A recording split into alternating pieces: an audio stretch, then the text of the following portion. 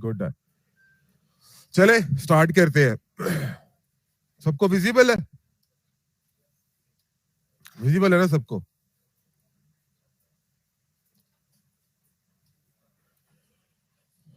अच्छा सर, बात लिनक्स की काफी कमांड्स भी देख ली थी, यूजर्स कैसे बनाते हैं, उनको परमिशंस कैसे देते हैं, ये सारा कुछ देख लिया था।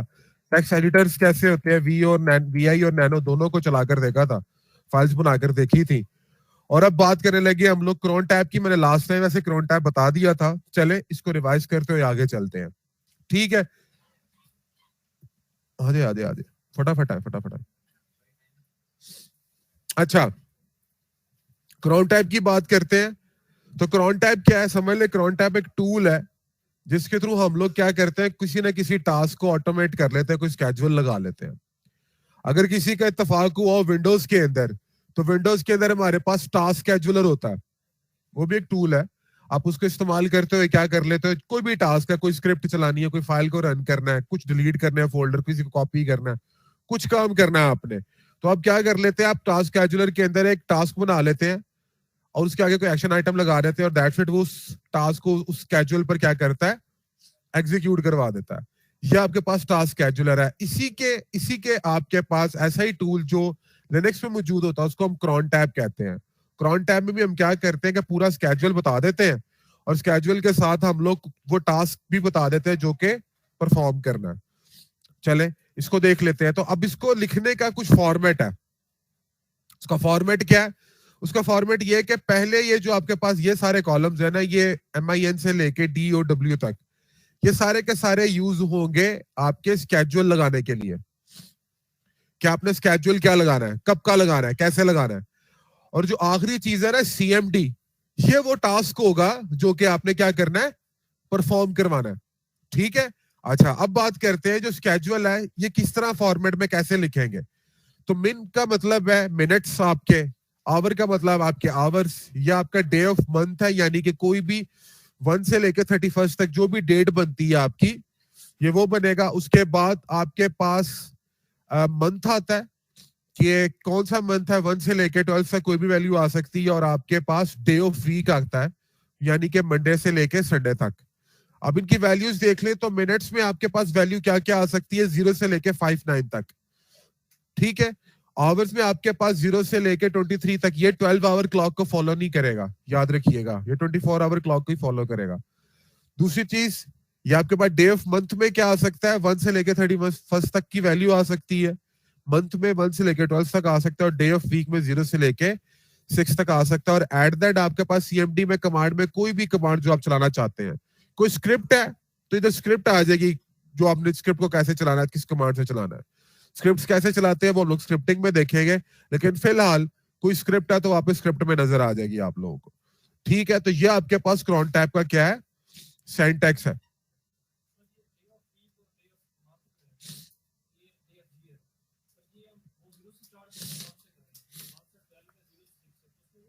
ना ना ना ना, देखो मैंने बता दिया, इसमें डे ऑफ वीक में क्या होगा, 0 से 6 तक वैल्यू होगी, 7 नहीं होती। लेकिन ये जो मंथ है ना, इसमें 1 से लेके 12 तक होगी वैल्यू, 0 नहीं होती। ठीक है, 0 नहीं है। हाँ, और ये डे ऑफ मंथ में भी 1 से स्टार्ट होगी, 0 नहीं है। लेकिन आवर में और इसमें होगा, ये चीज याद रखिएगा। ठीक है। अच्छा सर,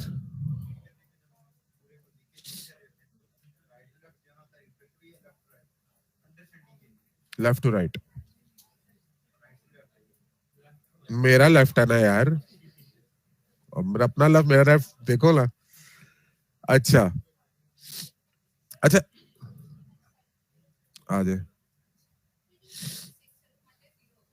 नहीं, आप फाइंड आउट करें, मुझे भी नहीं पता। देख लीजिएगा, 0 मंडे को कह रहा है कि संडे को कह रहा है, चेक कर लीजिएगा, कोई इतना ज्यादा फर्क नहीं पड़ता। एक दफा चलाएंगे गलत हो जाएगा, अगली दफा ठीक हो जाएगा, लेकिन वैल्यूज यही आने वाली है। अच्छा, स्टैरिक का मतलब क्या होगा, स्टैरिक समझ ले। स्टैरिक का मतलब होगा तमाम वैल्यूज, यानी कि अगर मैं यहाँ पे 0 से 59 की जगह स्टैरिक लिख देता हूँ, इसका मतलब है तमाम वैल्यूज, यानी कि 0 से लेके 59 तक हर वैल्यू कंसिडर करेगा। अगर मैं इसकी जगह स्टैरिक लिख देता हूँ तो यानी कि 12 की 12 वैल्यूज कंसिडर करेगा, 1 से लेकर 12 तक। अभी इसकी एग्जांपल्स देखते हैं तो समझ आ जाएगी। अच्छा, याद रखिएगा टाइम जोन कौन सा होगा, ये बहुत इंपॉर्टेंट चीज है। मैं हालांकि इसकी एग्जांपल आपको करवा चुका हूं पाइपलाइंस में, जब मैंने पाइपलाइंस में स्केड्यूल लगाया था, क्रॉन टैब ही लगाया था।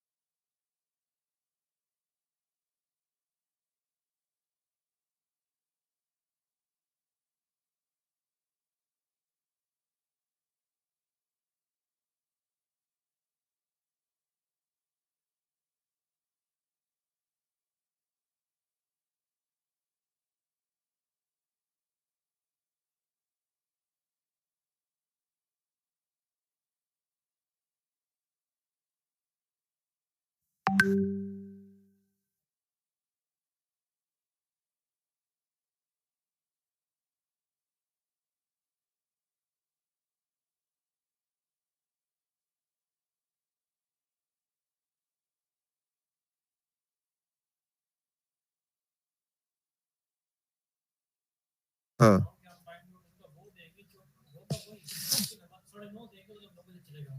हाँ, एग्जैक्टली एग्जैक्टली, आपने उसको देखना है कि टाइम क्या कितने बजे चलाना चाह रहे होंगे आप।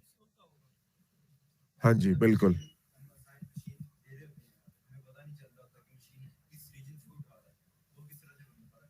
नहीं, वो आपको पता होगा ना, जब आप क्लाउड पे होंगे तो आपको पता होगा कि आप कौन से रीजन में बना रहे हैं।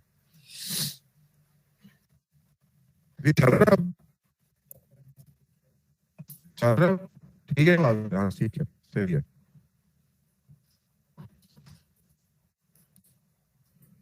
एक मिनट सर। ठीक है सर, आवाज आ रही है सबको? सही है।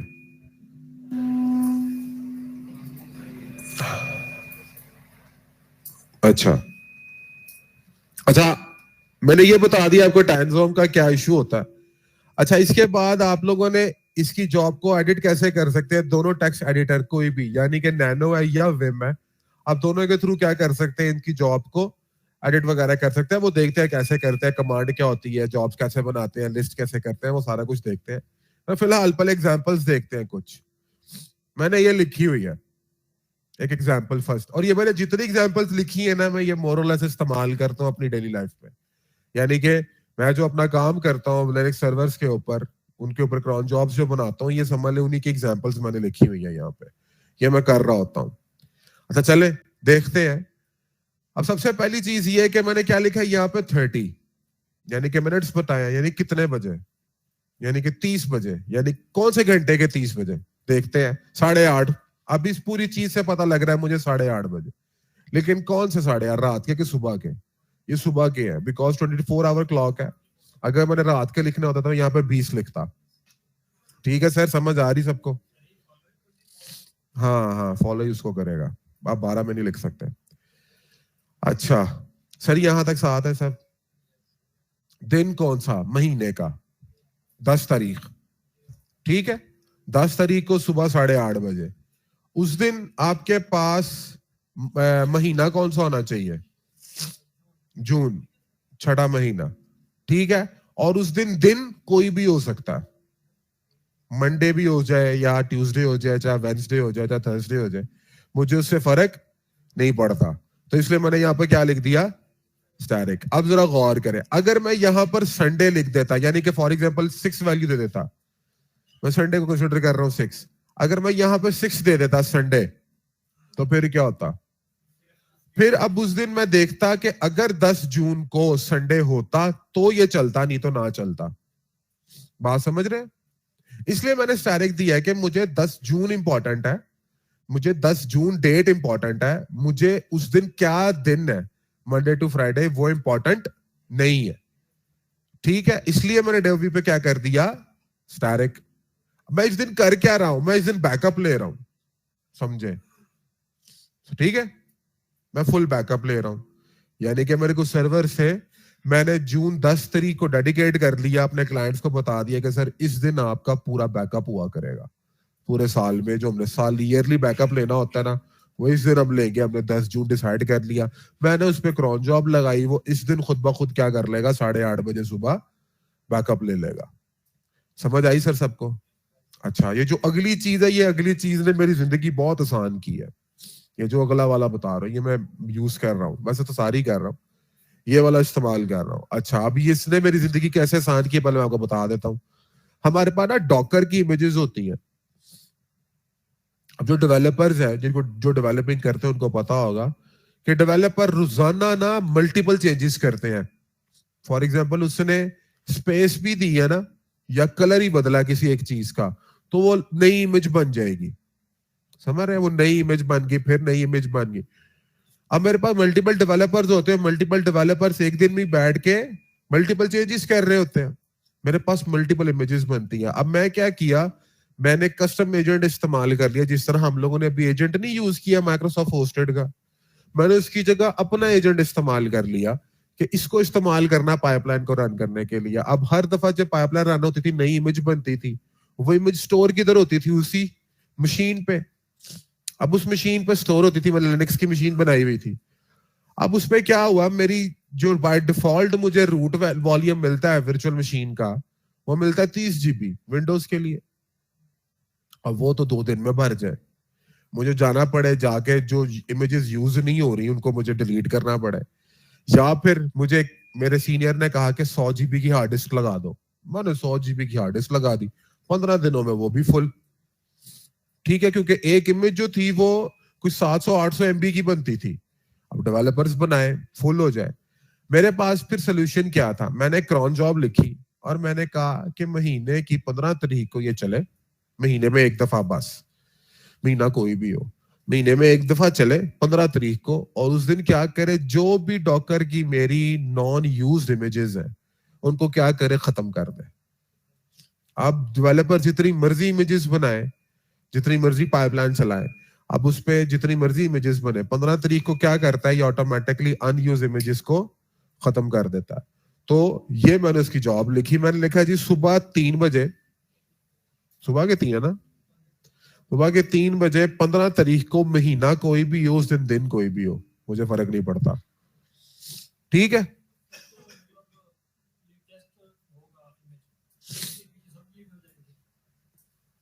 सर आपको पता ही नहीं है इमेज होता कि अभी वो छोड़ दे। आप बस ये सोचे, आप ये सोचे कि इमेजेस कुछ थे जो मुझे खत्म करने थे, जो यूज में नहीं है। मैं जब बताऊंगा, डॉकर पढ़ाऊंगा, तो आपको पता चल जाएगा इमेज क्या होता है।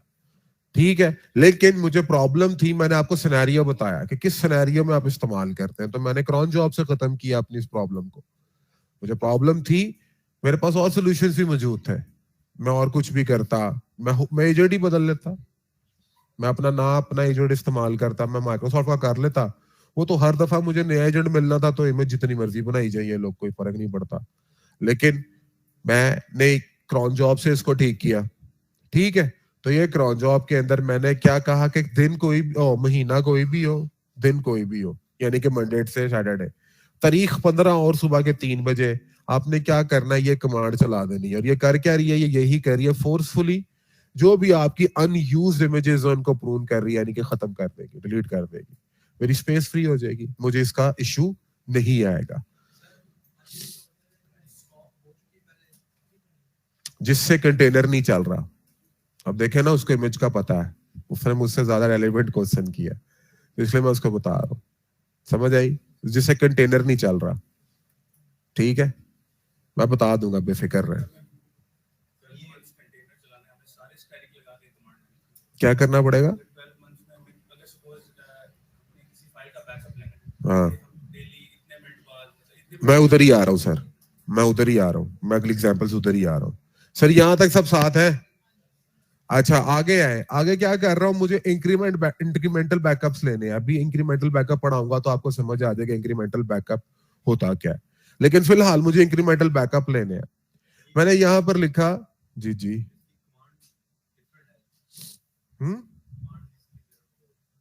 तो कमांड से ना घबराएं, वो तो मैं सिर्फ एग्जांपल दे रहा हूं आपको। कमांड से क्यों घबराते हैं? कमांड से ना घबराएं, बेफिक्र रहे। ये तो मैंने वैसे ही लिख दिया, आप कुछ भी लिख दे, नैनो लिख दे, कोई कमांड दे दे, एलएस की लिख दे, जो भी आपने कराना है उससे बेफिक्र रहे। अच्छा, यहां पर मेरे पास मैंने डिफाइन कर दिया 00। 00 का मतलब क्या है? पूरे पूरे यानी कि मिनट्स 0। अच्छा, अब मैंने दो चीजें लिखी है, अब क्या 11,16, लेकिन ये कौन से इंडेक्स पे लिखी है? मैंने लिखी है ये आवर्स वाले पे।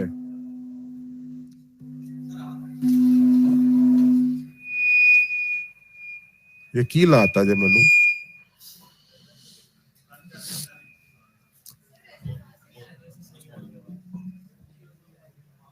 यार, ये बंद ही कर दो। आवाज आ रही है ना सबको? बट ठीक है। अच्छा, मैं बात कर रहा था, ये तो सिंपल यानी कि पूरे पूरे यानी कि 000 का मतलब है कि फुल जब मेरा आवर आएगा। अच्छा, तो ये कौन सा इंडेक्स में मैंने लिखा है?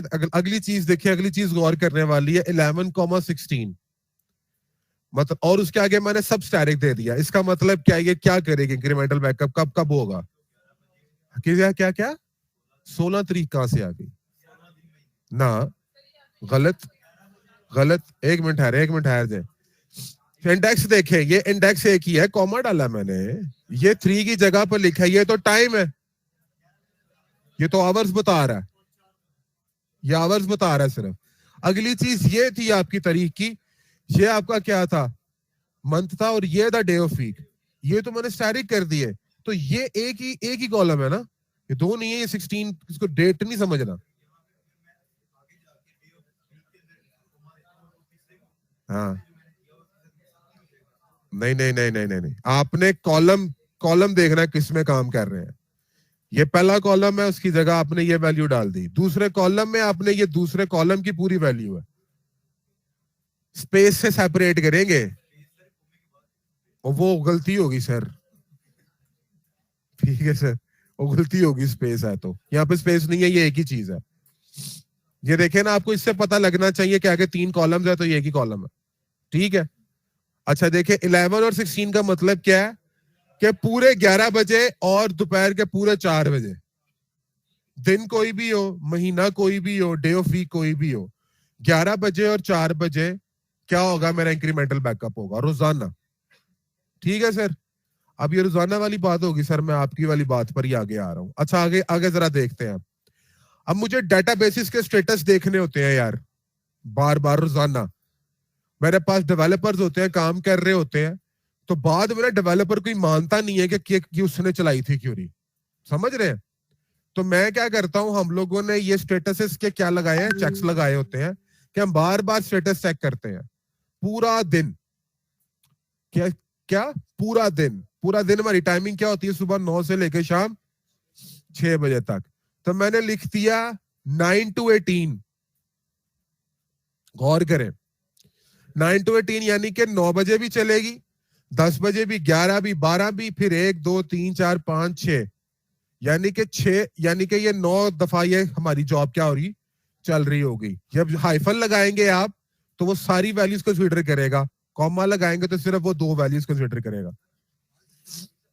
हाँ, हर घंटे में एक दफा, जब पूरा आवर आएगा, यानी कि पूरे 9 बजे, पूरे 10 बजे, पूरे 11 बजे। अगर आप यहाँ पे मिनट्स चेंज करते हैं तो वो उस मिनट पे चलेगी।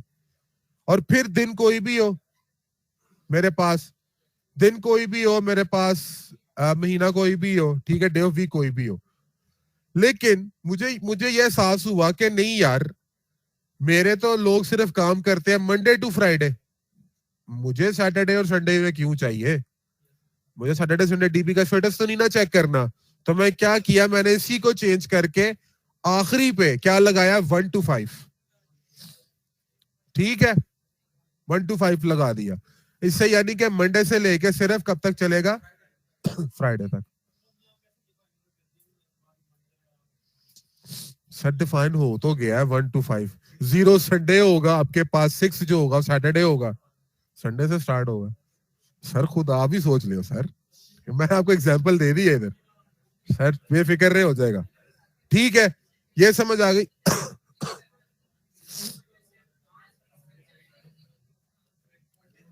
हाँ हाँ सर, फिर आप वो उसको पैकेज नहीं ना कर सकते, 5 30 का लहदा लगाए।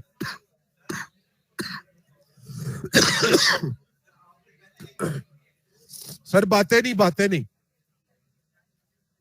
जी पूछे। Saturday, Saturday. सर बातें नहीं, आगे चले। अगली चीज सर जो आप बात कर रहे थे, अगर मुझे हर 10 मिनट बाद चलानी है,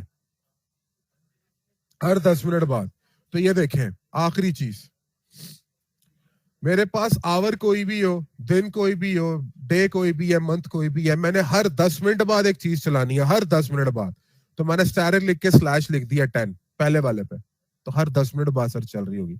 अगर एवरी मिनट और हर हर मिनट पे चलानी है, तो यहाँ पे आपको 1 लिखना पड़ेगा। ठीक है, यानी कि 10 मिनट बाद चला रहा हूं ना, अगर हर 1 मिनट बाद चलानी है तो यहाँ पे 1 लिख देंगे। जहां तक सब साथ है, वो अगर लिखेंगे तो सिर्फ वो 10 कंसिडर करेगा जब टोटल 10 बजेगा, यानी कि कुछ कोई भी आवर होगा, उसके जब 10 मिनट होंगे तब चलाएगा। हाँ समझ रहे, यानी कि मैं बताता हूँ, 9:10 पे, 10:10 पे, 11:10 पे, यानी कि हर 1 घंटे के 10। हाँ हाँ, हर 10 मिनट बाद का मतलब है कि 9:10 पे भी, 9:20 पे भी, 9:30 पे भी, 9:40 पे भी। समझ रहे, ये चीज है। अच्छा, इसके अलावा कुछ प्री डिफाइंड भी आपके पास होते हैं। अगर आपने कोई ईयरली, यानी कि साल में एक दफा चलानी है कोई जॉब, तो ईयरली की इसकी बजाय आप @ ईयरली यूज कर सकते हैं, और उसके बाद सिंपल यहाँ पे आगे अपनी कमांड लिख सकते हैं। कुछ प्री डिफाइंड होते हैं, ये आपने ये इस्तेमाल करने तो कर सकते हैं। आपको और भी मिल जाएंगे, ये मैंने कुछ की एग्जांपल दी है। ईयरली की दे दी है, डेली की दे दी है, आवरली की दे दी है, रीबूट की दे दी है, कि हर दफा जब आपकी मशीन चले, ये बहुत यूज करते हैं हम लोग। अगर आप लोगों ने सर्वर्स कॉन्फ़िगर किए हुए हैं अपने पास, अपाची वगैरह कुछ इस तरह के, तो आप चाहते हैं कि आपके बैकग्राउंड में आपकी चलती रहे एप्लीकेशन, तो इसके लिए तो हम लोग और टूल्स भी इस्तेमाल कर लेते हैं, PM2 वगैरह। लेकिन आप लोग ये रीबूट के ऊपर भी वो कमांड को रन कर सकते हैं कि अपाची को चला देना, जब भी रीबूट हुआ है उसके बाद अपाची चल जाए, तो आप ये रीबूट का भी क्रॉन जॉब इस्तेमाल कर सकते हैं। तो सर ये मैंने सेंटेक्स बता दिया आप लोगों को। आज इसको देखते हैं कि हम लोग कैसे इस्तेमाल कर सकते हैं। देखिए, आपने नई क्रॉन जॉब बनानी है, तो सिंपल क्रॉन टैब, ये कमांड आप -e इस्तेमाल करेंगे, आप बन जाएगा। इसके भी आप मैन पेजेस को देख लीजिएगा, क्रॉन टैब में आपको क्या क्या ऑप्शंस मिलते हैं। मैं आपको बेसिक्स बता रहा हूँ, जिससे आप लोग बना सकेंगे, कॉन्फ़िगर कर सकेंगे। लेकिन इसके अंदर अगर और एडवांस काम करना है तो मैन पेजेस देख लीजिएगा, मैंने मैन पेजेस देखना आपको शुरू में बताया था। अच्छा, उसके बाद रिमूव करनी क्रॉन जॉब सिंपल है, -r, -i। लिस्ट देखना चाहते हैं, -l के साथ देख लीजिएगा। किसी स्पेसिफिक यूजर के लिए बनानी है, ये इंपॉर्टेंट चीज है, तो आपने सिंपल यूजर उसका नाम देके, आपने -u करके यूजर का नाम देना, और सिंपल स्लैश -e उसी तरह से ही है, आप उसके लिहाज से भी क्या कर लेंगे, क्रॉन जॉब क्रिएट कर लेंगे। ठीक है, चले आज मैं आपको दिखाता हूँ। इधर ही खोल लेते हैं टर्मिनल। सबको विजिबल है? नहीं है?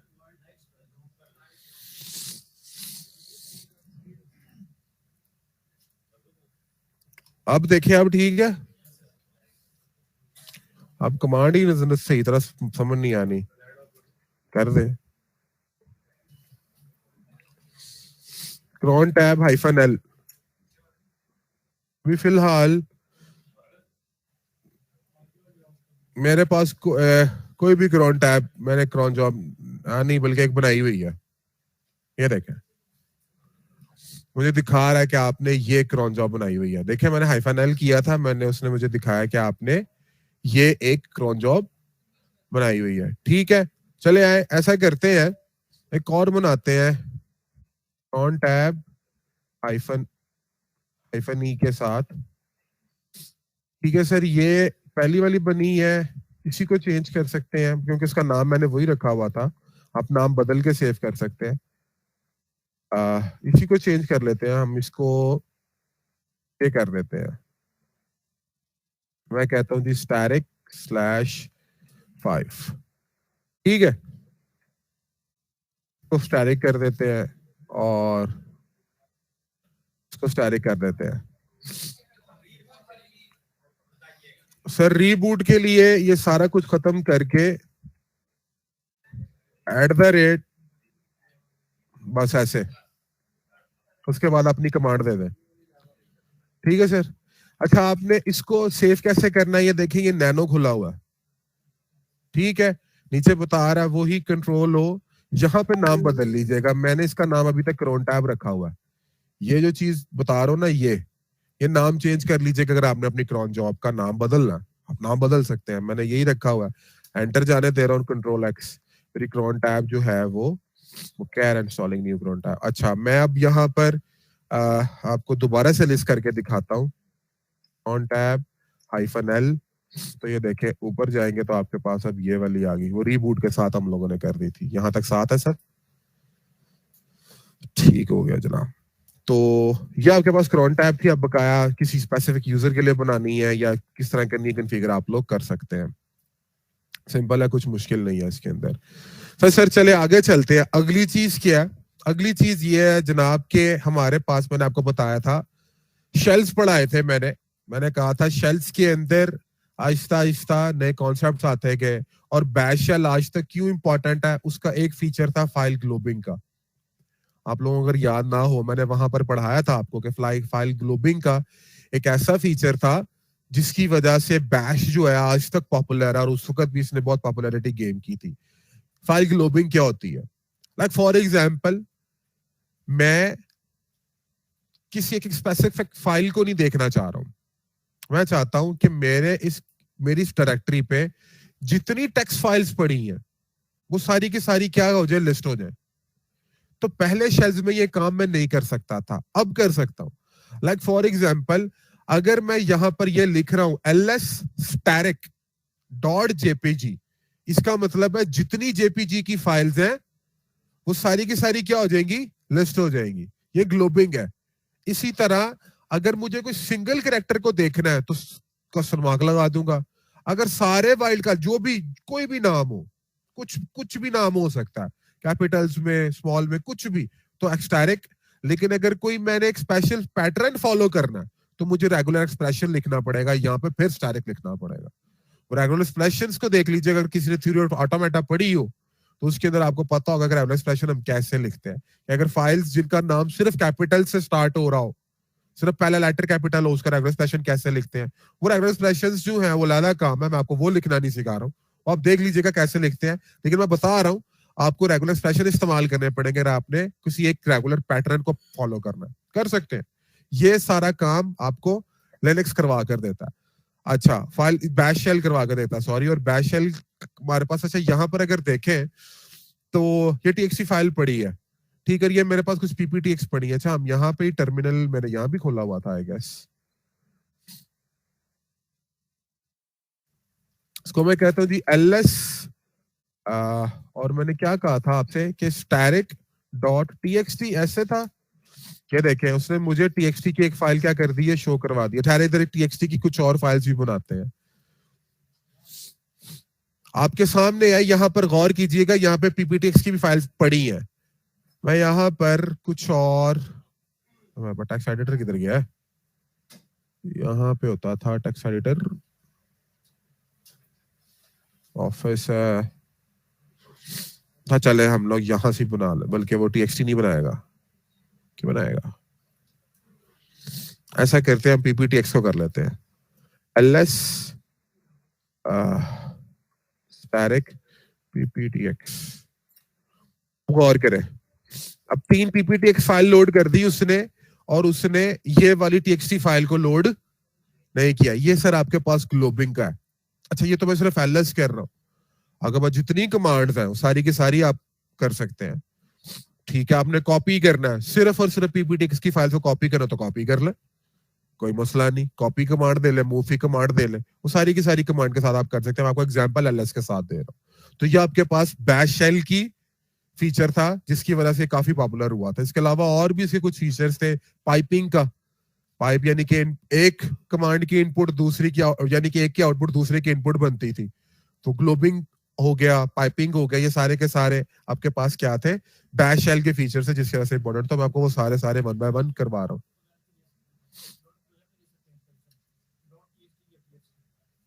हाँ हाँ, यहां तक साथ है सब। चले आगे चलते हैं। अगली चीज आ गई सर, पैकेज मैनेजमेंट। सर ये कॉन्सेप्ट है, ये थोड़ा समझ ले। अभी अभी अभी तक आपको मैं कमांड्स करवा रहा था, ठीक है। लाइक फॉर एग्जांपल मैंने कोई सॉफ्टवेयर इंस्टॉल करना, ठीक है, कैसे करूंगा लिनक्स में। अच्छा, लिनक्स में इतना भी मुश्किल नहीं है। लोग समझते हैं कि सॉफ्टवेयर इंस्टॉलेशन लिनक्स में बहुत मुश्किल है। आपको सिर्फ ये पैकेज मैनेजमेंट का कॉन्सेप्ट समझ आना चाहिए। अच्छा, एक बात याद रखें, ये पैकेज मैनेजमेंट विंडोज में भी होती है। आपने कभी उसको शायद यूज नहीं किया, या किया भी हो कई लोगों ने, लेकिन आमतौर पे लोग नहीं इस्तेमाल करते। जो कि सर्वर साइड पे या इसकी एडमिनिस्ट्रेशन करते हैं वो लोग तो इस्तेमाल करते हैं, जो रेगुलर यूजर है वो इस्तेमाल नहीं करते।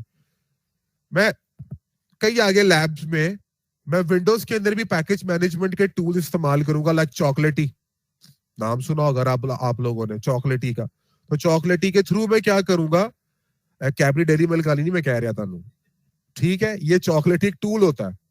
वो चॉकलेटी टूल क्या करता है, उसके थ्रू मैं आगे चीजों की इंस्टॉलेशन करूंगा। लाइक हेल्म इंस्टॉल करना है तो मैं चॉकलेटी के थ्रू इंस्टॉल कर लूंगा उसकी कमांड लाइन पर जाकर। इसी तरह और भी कई टूल्स हैं जो कि मैं आपको चॉकलेटी से इंस्टॉल करके दिखाऊंगा। ये विंडोज के लिए आपके, अच्छा चॉकलेटी को खुद भी पहले इंस्टॉल करना पड़ता है विंडोज पे, ठीक है। विंडोज के और भी कई पैकेज मैनेजमेंट टूल है, मुझे चॉकलेटी पसंद है क्योंकि मेरा हाथ उस पर सेट है। इसके अलावा और भी है, आप लोगों में से जो भी इस्तेमाल करता है आप लोग करें। सिर्फ बताना चाह रहा हूं पैकेज मैनेजमेंट टूल क्या होते हैं। ये जो पैकेज मैनेजमेंट टूल होते हैं ना यार, इनकी अपनी रिपोजिटरीज होती है बैक एंड पे। उससे आपको गर्ज नहीं है कहां पे मैनेज करते हैं कैसे करते हैं, छोड़े। ये पता होना चाहिए इनकी अपनी रिपोजिटरीज होती हैं। अच्छा, रिपोजिटरीज होती है तो सर क्या जो भी टूल हम इनके थ्रू इंस्टॉल करेंगे तो क्या उसकी कोई रिलीज ये अपनी रिपोजिटरी में रखेंगे? बिल्कुल। लाइक फॉर एग्जांपल, मैं अगर चॉकलेटी से हेल्म को इंस्टॉल करता हूं तो हेल्म एक अलग टूल है, अलग टूल है ना, लेकिन मैं चॉकलेटी से उसको इंस्टॉल कर रहा हूं तो याद रखिएगा हेल्म की रिलीज चॉकलेटी की रिपोजिटरी में पड़ी होनी चाहिए। मानते हैं?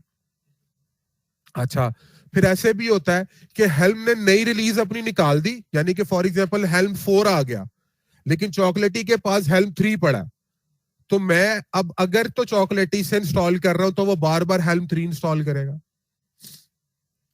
हेल्म ने तो अपना 4 रिलीज निकाल दी हुई है, फिर क्या करूं? फिर उसमें ये चीज भी होती है कि चॉकलेटी अपने लिए हेल्म की 4 की रिलीज उसको क्या करता है, अपडेट करता है। वो कई दफा ऑटोमेटिकली कर देता है, नहीं तो कई दफा आपको क्या करना पड़ता है, चॉकलेटी अपडेट करना पड़ता है। आपके पास चॉकलेटी पुराना है, पैकेज मैनेजमेंट का जो टूल है आपका वो पुराना, आप उसको क्या करते हैं, अपडेट करते हैं और फिर क्या करते हैं, दोबारा से हेल्म इंस्टॉल कर लेते हैं। समझ रहे हैं? ये पैकेज मैनेजमेंट है। और सर लिनक्स में ये बहुत इंपॉर्टेंट है। आपके पास सेंटोस या रेड हैट लिनक्स जो है उसमें आप यम इस्तेमाल करते हैं, वो पैकेज मैनेजमेंट का टूल है, समझ लें, ठीक है। आप यम इस्तेमाल करते हैं, यम की अपनी रिपोजिटरी है और बहुत बड़ी रिपोजिटरी है। याद रखिए मोर और लेस 99% जितने सॉफ्टवेयर लिनक्स पर इंस्टॉल होंगे उन सब की रिलीज यम रख के बैठा अपने पास, या कुबरनेटिस हो, टेराफॉर्म, कुछ भी हो, कोई भी सॉफ्टवेयर आपके पास हो उसकी रिलीज यम के पास होगी। आपने हमेशा फिर क्या करना है, यम के थ्रू उसको इंस्टॉल करना। समझ रहे? आप यम करेंगे, यम की रिपोजिटरी अपडेट करेंगे, आपको वो नया पैकेज उसके अंदर आ जाएगा। आप उस पैकेज को ऑटोमेटिकली यम के थ्रू क्या कर लें, इंस्टॉल कर लें। डॉकर है, कुछ भी है, आपने यम के थ्रू इंस्टॉल करना है। अच्छा, अगर युबंटू की बात करें तो युबंटू के अंदर पैकेज मैनेजमेंट टूल कौन सा होता है? इसका अपना एपीटी गेट है, आपके पास मौजूद है एपीटी, आपके पास है, आप उसको करें। आप पहले इसको अपडेट करें और फिर क्या करें, जो टूल को इंस्टॉल करना आप उस टूल को इंस्टॉल कर सकते हैं। तो चले मैं आपको एग्जांपल देता हूं। सबसे पहले एपीटी को मैंने क्या करना है, अपडेट करना है। मैं इसको कह रहा एपीटी गेट अपडेट कर लेते हैं। हाँ, परमिशन चाहिए सर। लिनक्स पे आके सूडो सूडो खेलना पड़ता है। ये देखिए, ये अब इसकी नई पैकेजेस वगैरह ये अपनी रिपोजिटरी से ही इंस्टॉल कर रहा है, लेकिन मेरे लैपटॉप में पीछे था ना ये, इसकी रिपोजिटरी में जो एक्चुअल है उसके अंदर नई चीजें आ चुकी हैं, लेकिन मेरा लैपटॉप पीछे था, ये उसके अंदर इंस्टॉल कर रहा है। ठीक है, तो कर लेने देते हैं। ये कर चुका, आ जाए। अब इसके थ्रू इंस्टॉल करते हैं, तो जी apt-get, मैं हमेशा भूल जाता हूँ वो क्या करते थे, इंस्टॉल डॉकर, पहले सर डॉकर इंस्टॉल कर रहे हैं, कह रहा परमिशन नहीं है।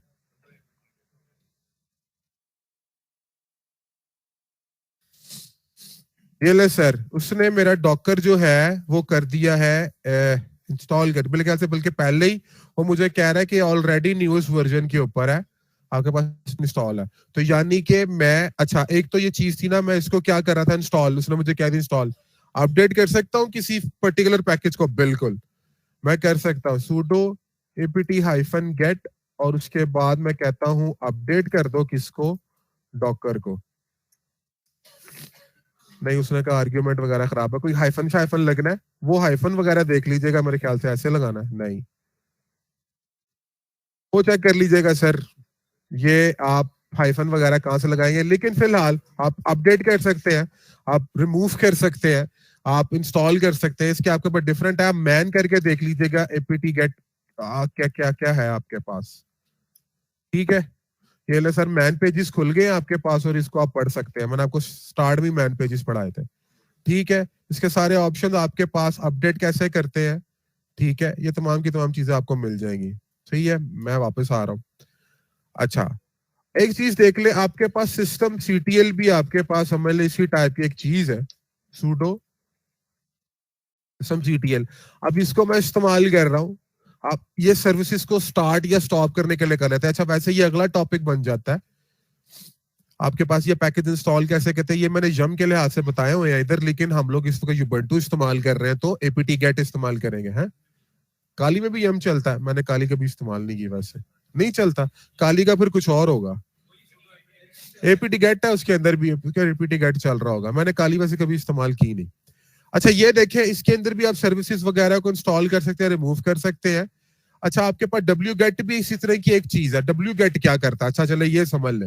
apt-get की तो मैंने आपको एग्जांपल दे दी, ऑप्शन बता दी, कमांड बता दी, वो सिंटैक्स बता दिया, लेकिन wget क्या करता है, wget भी बड़ा प्यारा टूल है। फॉर एग्जाम्पल, आप किसी वेब पेज पे गए, ब्राउजर पे, वहां पर एक लिंक था जो कि डाउनलोड कर सकते थे आप, कोई जिप फाइल थी, कोई mp3 की फाइल थी, कोई वीडियो की फाइल थी, कर सकते थे। आप डाउनलोड कैसे करेंगे, एक तो सिंपल सा तरीका ना, ब्राउजर से ही डाउनलोड कर लें, गूगल ब्राउजर से या फायरफॉक्स से। लेकिन अगर आपने वो नहीं करना, आपने कमांड लाइन के थ्रू वो डाउनलोड करना उस ब्राउजर के पेज से, तो आपने सिंपल क्या करना है, wget लिखना है, उसके बाद लिंक लिख देना उस फाइल का, डाउनलोड का जो लिंक होता है, आपने वो लिंक दे देना, दैट्स इट, वो क्या करेगा, पूरी की पूरी फाइल डाउनलोड कर देगा आपके पास एक कमांड पे। आप ये काम कर सकते हैं wget के थ्रू, wget ये काम करता है। और ये मैं क्यों पढ़ा रहा हूं, क्योंकि कई दफा देखें, मेरी बात सुने, जब आप सर्वर मैनेज करेंगे ना लिनक्स के, वहां पे आपको GUI नहीं मिलेगा, मुझे तो यहाँ पे GUI अवेलेबल है, तो आप यही कहेंगे सर कि क्यों इतना खपना के wget लेके आगे URL दे, आप सिंपल गूगल ब्राउजर पे खड़े हैं तो वहां से क्लिक करके कर लेना डाउनलोड। मैं कहूंगा आपकी बात बिल्कुल ठीक है, लेकिन जब आप सर्वर मैनेज कर रहे होंगे, आपके पास GUI अवेलेबल नहीं होगा, तभी wget ही काम देगा, और आपको पैकेजेस इंस्टॉल करने पड़ेंगे, डाउनलोड करने पड़ेंगे। कई पैकेजेस आपके पास नहीं पड़े होते apt-get की रिपोजिटरी में, ये उनके लिए बता रहा हूं आपको कि कैसे करेंगे। आप वहां से जिप उठाकर डाउनलोड करके, या फिर आपने कोई स्पेसिफिक वर्जन इंस्टॉल करना है पुराना, मेरे साथ हुआ ना, ये मेरे पास थी 8 थी रेड हैट लिनक्स। अब उसके अंदर क्या हुआ, उसके अंदर ये था कि वो सपोर्ट कर रही थी ओपन शिफ्ट के जो कमांड लाइन होती है 4 पॉइंट समथिंग को, लेकिन मुझे जो काम करवाना था, मेरी जो एप्लीकेशन थी वो सपोर्टेड थी 3 पॉइंट समथिंग के साथ। अब मुझे पुराना वर्जन डाउनलोड करना था, अगर तो मैं apt-get से करता, रिपोजिटरी अपडेट करके वो 4 होना था, मैं फंस गया। मैं गया उसकी गिटहब पे, उसकी सारी देखी वर्जन्स जो पड़े हुए थे ओपन शिफ्ट का, पुराना 3.11 मुझे मिला, मैंने उसको फिर डाउनलोड किया, कैसे किया, wget से किया, wget से डाउनलोड करके फिर उसको इंस्टॉल किया यम के थ्रू। क्योंकि उस पे यम चल रहा था रेड हैट लिनक्स पे, मैंने यम के थ्रू वहां पे इंस्टॉल किया और फिर मैं उसको यूज कर रहा हूँ। तो ये चीज याद रखिएगा, आप wget को भी इस्तेमाल करेंगे, सिंपल है। आपने सिर्फ पकड़ के लाना है वो डाउनलोड यूआरएल जो होगा। याद रखिएगा, कई दफा आप लोग फंस जाएंगे। फंसेंगे कैसे? आप ये देखें, मैंने ये दिया है ना एक यूआरएल, ये कोई फाइल तो नहीं डाउनलोड करेगा, करेगा फाइल ही डाउनलोड, लेकिन उसकी एक्सटेंशन क्या होगी? ये HTML डॉक्यूमेंट डाउनलोड हो जाएगा।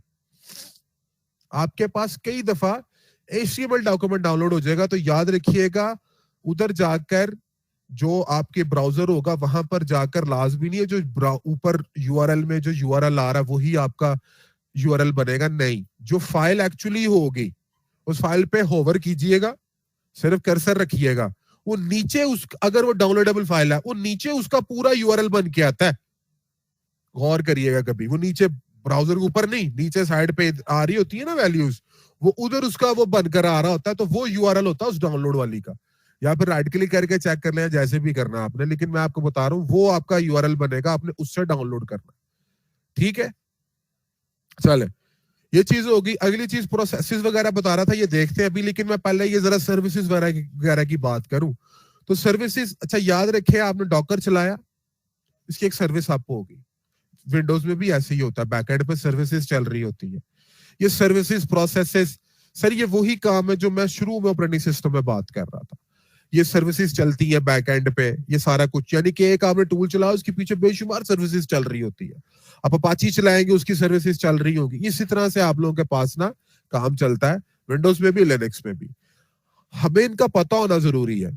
अच्छा, बेशुमार सर्विसेज है, मैं आपको एक सर्विस नहीं पढ़ा सकता, अब बेशुमार सर्विसेज है। जब आप किसी स्पेसिफिक टूल को पढ़ेंगे तब आपको समझ आएगा। सिर्फ उस टूल की अगर सर्विसेज पता है तो गुड है। अगर आप डॉकर पढ़ रहे हैं तो डॉकर की सर्विस अप है, डॉकर डेमन अप है कि डाउन है, वो पता होना चाहिए। उसकी सर्विसेज बैकएंड पे कैसे काम कर रही है वो पता होना चाहिए। वो कैसे आप कर रही है, वो अपनी होंगी। इस वजह से मैंने आपको पहले एक WSL इंस्टॉल करवाया कि अब जब डॉकर इंस्टॉल करवाऊंगा तो बड़े प्यारे तरीके से चलेगा, क्योंकि WSL ऑलरेडी इंस्टॉल्ड है। तो ये चीजें हैं, सर्विसेज बैकएंड पे चल रही होती है, यानी कि आपको कोई टूल चलेगा पीछे वो सर्विसेज चलाएगा, बल्कि वो प्रोसेसेस चलाएगा। वो प्रोसेसेस के आगे फिर सर्विसेज चल रही होंगी। अभी प्रोसेसेस भी दिखाता हूं, उससे पहले सर्विसेज दिखाता हूं। आप सर्विसेज को भी सिंपल ऐसे सर्विस के साथ चेक कर सकते हैं। स्टार्ट करना स्टार्ट कर ले, स्टॉप करना स्टॉप कर ले, लेकिन इसी तरह से सिंपल लिख के सूडो सर्विस स्टार्ट दे, सूडो सर्विस स्टार्ट स्टॉप कर दे इसको। ये सारा कुछ आप कर सकते हैं। इसकी कॉन्फिग चेंज करनी है तो कॉन्फिग चेंज कर सकते हैं, सारा कुछ आपके पास है। लेकिन इससे एक बेटर टूल बता रहा हूं आपको, systemctl। अच्छा टूल है ये, इसको इस्तेमाल करिएगा। आपने इसकी स्टेटस देखना है सर्विस का। मैं कहता हूं जी sudo systemctl status, sorry status किसका? स्टेटस डॉकर का देखना चाह रहा हूं। तो कहता है जी डॉकर आपके पास है ही नहीं मौजूद, वो वहां पे तो मुझे दिखा रहा था could not found। अच्छा, मैंने ख्याल से मैंने सही तरह उसको इंस्टॉल ही नहीं किया था। Dock sudo apt-get install docker.io है ना, आयो के साथ करता ना ये। अच्छा जी, वाई किया, ये देखिए इंस्टॉलेशन कर रहा हूं मैं डॉकर की।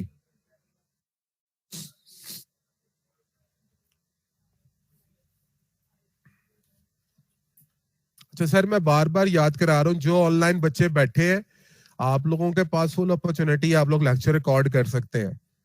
जो इधर फिजिकल क्लास में बैठे हैं वो करना चाहते हैं, आप लोग रिकॉर्ड कर सकते हैं। मेरी तरफ से कोई रिकॉर्डिंग नहीं मिलेगी, कॉर्बेट की तरफ से, खुवत की तरफ से कोई रिकॉर्डिंग नहीं मिलेगी, लेकिन आपको इजाजत आप लोग रिकॉर्ड कर लें। कोई लेक्चर रिकॉर्ड करना चाहता है, बशर्ते ये कि किसी और के साथ शेयर ना करे बाहर, आप लोग रिकॉर्ड कर सकते हैं अपने पास, कोई मसला नहीं है।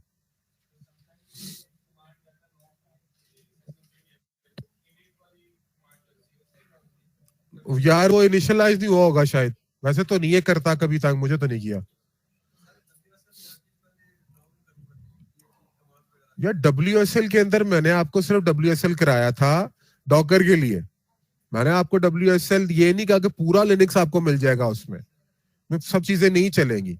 तो इसलिए WSL को बस थोड़ी बहुत जो कमांड्स थी शुरू शुरू वाली वो चलाने के लिए मैंने बताया था कि उस चल जाएंगी, लेकिन पूरा लिनक्स का सिस्टम नहीं है उसके अंदर। अच्छा सर, ये हो गया। चले पहले डॉकर की कमांड लिखते हैं और कहते हैं कि क्या हमारे पास डॉकर का वर्जन आया। डॉकर हाइफन हाइफन वर्जन ही होता।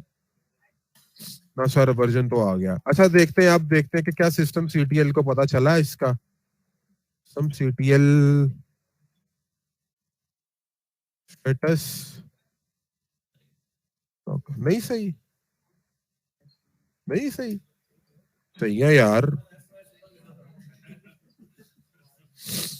ये देखे, अब दिखा रहा है मुझे सिस्टम सीटीएल के मेरा डॉकर एक्टिव है, बिल्कुल मेरा डॉकर एक्टिव है। आप समझ रहे हैं सर, ये देख रहे हैं। तो ये आपके पास क्या है, ये सिस्टम सीटीएल है। तो चले इसका मैं कंट्रोल सेकेंड करके बाहर आता हूं। अगर अब हम प्रोसेसेस को देखें तो सर जरा टॉप की कमांड तो चलाएं। ये ले सर, आप लोगों के पास टास्क मैनेजर होता था विंडोज में, आप जाके प्रोसेसेस देखते थे कौन कितनी रैम खा रहा है, क्या कर रहा है, क्या नहीं कर रहा। सर ये वो चीज है, देख रहे हैं, ये वो ही चीज है, समझ ले। ये प्रोसेस की आईडी, हर प्रोसेस की आईडी बनेगी यहाँ पर। जो प्रोसेसेस चल रहे हैं वो पहले तो प्रोसेस होगा, फिर उसके बाद उसकी एक आईडी के साथ वो चल रहा होगा, उसके बाद बता रहा होगा सीपीयू कितना खा रहा है, मेमोरी कितनी खा रहा है, क्या क्या चीजें हैं उसकी, वो सारे कुछ यहाँ पे आपको नजर आ जाएगा।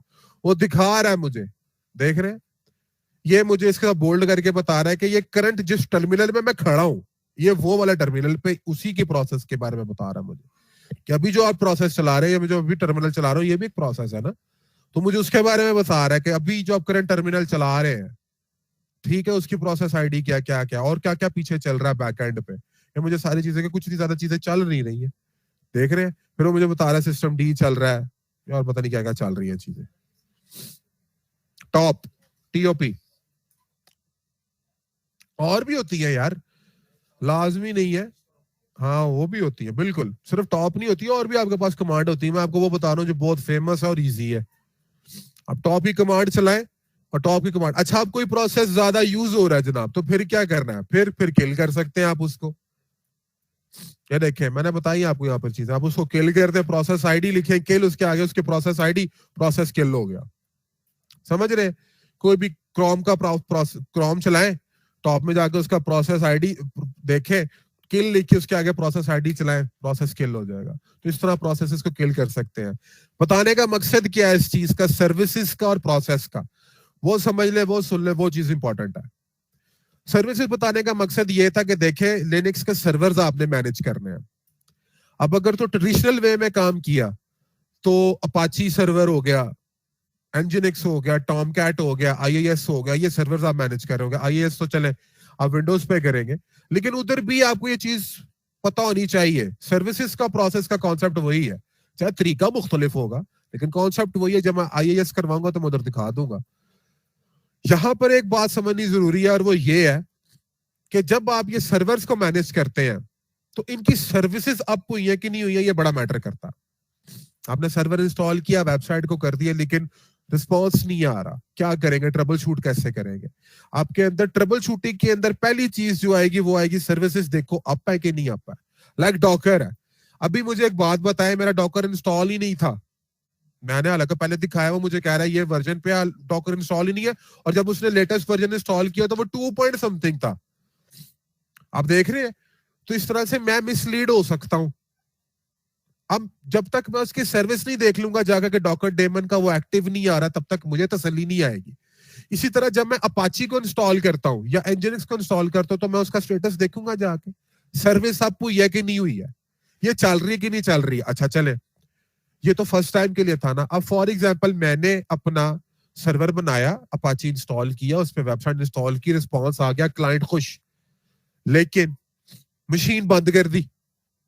मशीन जब ऑन की सर्वर नहीं चला, यानी कि मशीन तो चल गई, वेबसाइट अपनी हुई, क्लाइंट लड़ रहा है मेरे से कि यार ये तुमने क्या इंस्टॉल किया। तो तब क्या करेंगे आप, फॉर एग्जांपल आप भूल गए कि यार इसको बैकग्राउंड में चलाना था। अब देखें, अब ये आहिस्ता आहिस्ता चीजें आगे आगे चलती जाएंगी, और ये ऑपरेटिंग सिस्टम रिलेटेड है, ये पता होनी जरूरी है, क्योंकि ये आपके काम के साथ डायरेक्टली मैच करती है।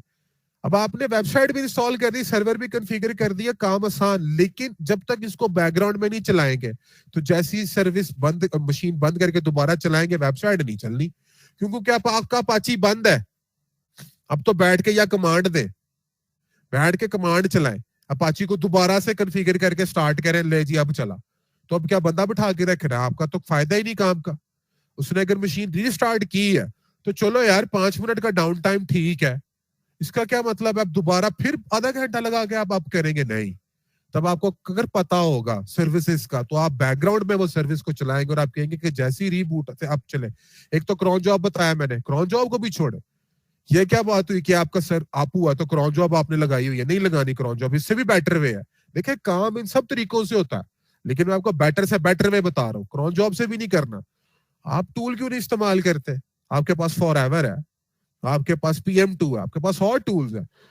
अब ये क्या काम है, अब इस काम में क्या करेंगे आप उसके अंदर बता देंगे कि भाई ये फॉरएवर को बता देंगे, या बता देंगे उसको, मैंने दूसरे का क्या नाम लिया, PM2 को बता देंगे कि यार ये इसको ना ऑटोमेटिकली चला देना बैकग्राउंड में। और बैकग्राउंड में क्या करेगा, आपकी कोई कमांड नहीं चलानी पड़ेगी, क्रॉन जॉब कुछ नहीं करेगी, और बैकग्राउंड में सिर्फ क्या करेगा, उस सर्विस को अप कर देगा। और फिर आपने सिर्फ क्या करना, जाके सर्विस का स्टेटस देखना है, क्या स्टेटस आपका, सर्विस चल रही है, सर्विस खराब तो नहीं, सर्विस पे एरर क्या आया चलने पे। अब इन सर्विसेज को अप होने में कई दफा एरर आ जाते हैं यार, वो आपको उधर ही बता रहा होता है कि ये इस वजह से नहीं चला रहा मैं। अच्छा ये अभी एग्जांपल सर्विसेज की मैं थोड़ा ज्यादा नहीं करवा सकता क्योंकि मैं भी कोई सर्वर एक्चुअली कॉन्फ़िगर कर नहीं रहा। डॉकर करके दिखाया कॉन्फ़िगर, आपको एक्टिव स्टेटस दिखा दिया, परफेक्ट है। लेकिन अभी ये चीजें आप लोगों ने देखनी है, जब मैं टॉमकैट चलाऊंगा या मैं एनजीनिक्स चलाऊंगा तो यही सर्विसेज से पाला पड़ेगा मेरा। आपको बार बार दिखाऊंगा कि देखे मैं सर्विस देख रहा हूँ, सर्विस देख रहा हूँ, यहाँ से मुझे ये एरर बता रहा है, मुझे ये एरर बता रहा है, फिर मैं जाकर उसको ठीक करूंगा, और इसी तरह से चलेगा। तो इसलिए याद रखिएगा, बड़ा इंपॉर्टेंट है। सिस्टम CTL घोट के पी लेंगे, ये कमांड चलानी है सर्विसेज के लिए, जब भी आप लिनक्स वगैरह पे होंगे, बड़ा बेहतरीन टूल है, या कोई और भी कर सकते हैं आप। अच्छा ये तो जी बात होगी सर्विसेज क्या प्रोसेसेस की बात करते हैं।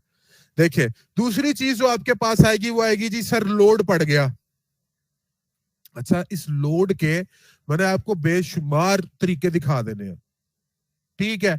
S3 पे डिप्लॉयमेंट, लैम्डा पे डिप्लॉयमेंट, इधर ऐप सर्विसेज पे, क्लाउड फ्रंट पे, CDN पे, क्यूबरनेटिस पे, बेइंतहा चीजों पे, फिर लोड बैलेंसर, ऑटो स्केलिंग, बहुत चीजें बता देनी है। लेकिन फिर भी अगर कोई क्लाइंट ऐसा आ गया जो कहता है नहीं जी मुझे तो ट्रेडिशनल वे में वेबसाइट डिप्लॉय करानी है, क्योंकि उनको पता उस चीज का, सिर्फ वो कहेंगे इसी टू इंस्टेंस बना, इस पर डिप्लॉय कर सॉरी इस पर डिप्लॉय कर, तो फिर क्या करेंगे, हमने डिप्लॉय कर दिया।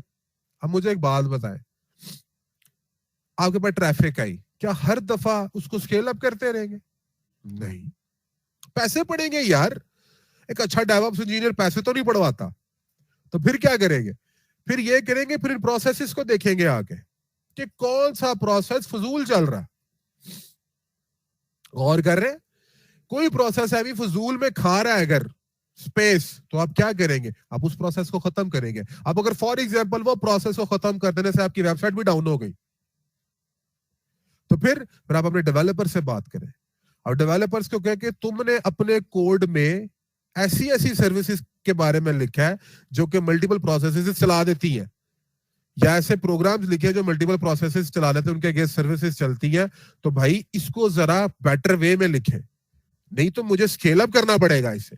आपके पास वजह तो बन गई ना स्केल अप करने की, अगर आप उसको प्रोसेस को खत्म नहीं कर सकते, एटलीस्ट वजह तो है ना। अगर बिला वजह आप उसको कर देंगे तो अपने ऊपर डाल के नहीं करना, अगले पर डालकर करना है कि भाई तेरी गलती की वजह से मैं स्केल अप कर रहा हूं। और मैं बड़ी सीरियस बात बता रहा हूं आपको, ये मैं कामयाबी का राज बता रहा हूं आप लोगों को यकीन करें, अपने ऊपर नहीं डलवानी। एक्चुअली देखें परफॉर्मेंस डेवऑप्स का काम है, लेकिन परफॉर्मेंस खराब डेवलपर्स की वजह से हो जाती है।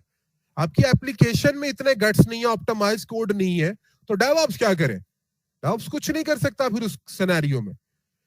बिला वजह आंखें बंद करके स्केल अप कर देना सोल्यूशन नहीं है, क्योंकि मुझे पता है आप लोगों ने जब जॉब्स पे जाना है आपको आपकी मैनेजमेंट में कहना है स्केल अप कर दे यार, स्केल अप कर दे। स्केल अप मत कीजिएगा, कोई फर्क नहीं पड़ना, पैसे पड़ेंगे सिर्फ।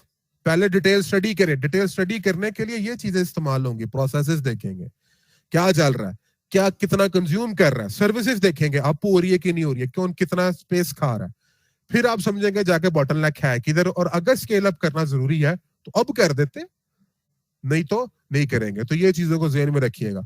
आगे चलते हैं, अगली चीज है सर हम लोग आर्काइविंग कर सकते हैं लिनक्स के अंदर, ठीक है। अच्छा पहले मैंने आप लोगों को, अच्छा रार वगैरह तो इस्तेमाल करते होंगे आप लोग विंडोज के अंदर, ठीक है। फिर उसके अंदर कंप्रेसिंग टूल्स भी आप इस्तेमाल करते होंगे विंडोज के अंदर, कि वो रार कंप्रेस भी कर देता है और ज्यादा सारी फाइल्स को एक ही फाइल में कंपाइल भी कर देता है। ठीक है, जिप जिप वगैरह आप लोग इस्तेमाल करते होंगे, रार और जिप वगैरह। ठीक है, समझ ले वही चीज हम लोग क्या करने लगे हैं, लिनक्स में इस्तेमाल करने लगे हैं। आसान सी चीज है, मैं कुछ टूल्स आपको दिखा दूंगा इधर। और लिनक्स के अंदर सबसे बड़ा जो टूल होता है इस काम के लिए वो होता है टार। ठीक है, हम टार को इस्तेमाल करेंगे। मैं अभी टार की कुछ एग्जांपल्स दिखा देता हूं, आपको करवा देता हूं, आप लोग उनको करके देखिएगा, यूज करके देखिएगा। अच्छा, इसमें भी सिंटैक्स में शायद कोई एक आधी चीज ऊपर नीचे हो जाए तो हाइफन वगैरह का फर्क होगा, सिर्फ वो बस सेट कर लीजिएगा, बकाया चीजें जो आपके पास सिंपल ही है। अच्छा चले, सबसे पहले याद रखें टार की कमांड है, इसका सिंटैक्स बता रहा हूं। टार की कमांड है, उसके बाद इसके सारे के सारे स्विचेस आ जाएंगे, ऑप्शंस आ जाएंगे। वो कौन कौन से होते हैं अभी पढ़ लेते हैं। इनको पढ़ना जरा ज्यादा जरूरी है क्योंकि इनका आप वैसे तो मैन पेजेस पे देख सकते हैं सारा कुछ, लेकिन की चीजें सारी बेसिक्स नहीं है ना, मैं इसलिए बेसिक्स क्लियर करवाना चाहता हूं। तो याद रखिएगा जो जो मैं करवा रहा हूँ स्विचेस, वो मैं कंसीडर कर रहा हूँ कि बेसिक में आते हैं। बकाया स्विचेस आप लोग एडवांस वाले देख सकते हैं मैन पर जाके जब भी यूज करने हो। तो फिलहाल बेसिक्स वाले मैं सारे स्विचेस करवा दूंगा। उसके बाद आपने क्या करना है, वो फाइल का नाम बताना है, जो फाइल का नाम आप बनाएंगे रखेंगे अपनी आर्काइव फाइल का, और फिर फाइल्स और डायरेक्टरी टू बी आर्काइव, वो यानी कि फिर तमाम फाइल्स का नाम या डायरेक्टरी का नाम जिसको आपने क्या करना है इसके अंदर आर्काइव करना है, यानी कि ये वो फाइल का नाम होगा जिसके अंदर ये तमाम चीजें आ जाएंगी। ठीक है, और ये आपके पास वो बकाया चीजें होंगी जिसको आप इस फाइल के अंदर डालना चाहते हैं या कंप्रेस करना चाहते हैं, जो भी है। अच्छा, इसके ऑप्शंस पढ़ते हैं। अगर आपने आर्काइव क्रिएट करनी है, एक नई फोल्डर बनाना है, यानी कि एक ऐसा रार फोल्डर बनाना है अगर, तो फिर आपको स्विच कौन सा लगाना है, -C का। ठीक है, ये चीज को ध्यान में रखिएगा कि इन ऑप्शंस ये जो है ये बेसिक ऑप्शंस, इसके साथ ही आप लोग काम कर सकेंगे। -C के साथ जब आप करेंगे तब ये क्या करेगा कि नई फाइल बनाएगा और उसके अंदर इन फाइल्स को डालेगा। अगर मुझे किसी आर्काइव फाइल से डाटा एक्सट्रैक्ट करना है, यानी कि आर्काइव फाइल में 4-5 फाइल्स पड़ी थी, मुझे उन फाइल्स को बाहर निकालना है, हम करते हैं ना, एक्सट्रैक्ट भी करते हैं, तो तब आपने -C इस्तेमाल नहीं करना, तब आपने -X इस्तेमाल करना। कमांड का वो चीज सेम रहनी है। हाँ, ये नहीं आएगी, लेकिन टार -X आर्काइव फाइल का नाम ये आएगा, तो आपने -X को इस्तेमाल करना है। अगर आपने टार फाइल बनानी है और उसके साथ आपने फाइल नेम भी देना है, तो याद रखिए ये सिंपल यहाँ पे फाइल नेम देने से कुछ नहीं होगा, आपको -F इस्तेमाल करना पड़ेगा। ठीक है, तो यानी कि अगर मैंने कोई बनानी है टार फाइल, तो मैं क्या करूंगा, टार -C-F, ये दोनों इस्तेमाल करूंगा, फिर आर्काइव की फाइल का नाम दूंगा और फिर बकाया फाइल्स का नाम दूंगा जिनको मैंने इसके अंदर डालना है। उसके बाद -T क्या करता है, ये सिर्फ डिस्प्ले करवाता है कि आपकी फाइल में पड़ा क्या क्या। यहां तक साथ है। -V क्या करेगा, याद रखिएगा, -V का मतलब होता है वर्बस। वर्बस क्या करता है, ये जब आप कमांड चलाते हैं तो उसकी जो बैकएंड पे जो आउटपुट्स होती है ना, वो भी आपको शो करवा देता है। तो यानी कि मैं जब भी काम करता हूं टार के साथ, तो मैं -V को जरूर इस्तेमाल करता हूं। तो अगर मैंने बनानी है कोई फाइल टार की, तो मैं किस तरह लिखता हूं, टार -CVF, 3 स्विचेस लगाता हूं, पहला क्रिएट का, दूसरा वर्बस का और तीसरा फाइल नेम का, फिर बाकी आगे काम करता हूं। इसी तरह अगर आपने कॉन्कैटिनेट करना है आर्काइव फाइल्स को, तो आप -A इस्तेमाल कर सकते हैं। आपने कंप्रेस करना है इसको, अच्छा याद रखें, अगर आप सिंपल टार इस्तेमाल करते हैं तो उससे कंप्रेशन नहीं होगी, सिर्फ फाइल्स को वो कंपाइल करके एक फोल्डर एक फाइल में डाल रहा है, कंप्रेस नहीं करता है।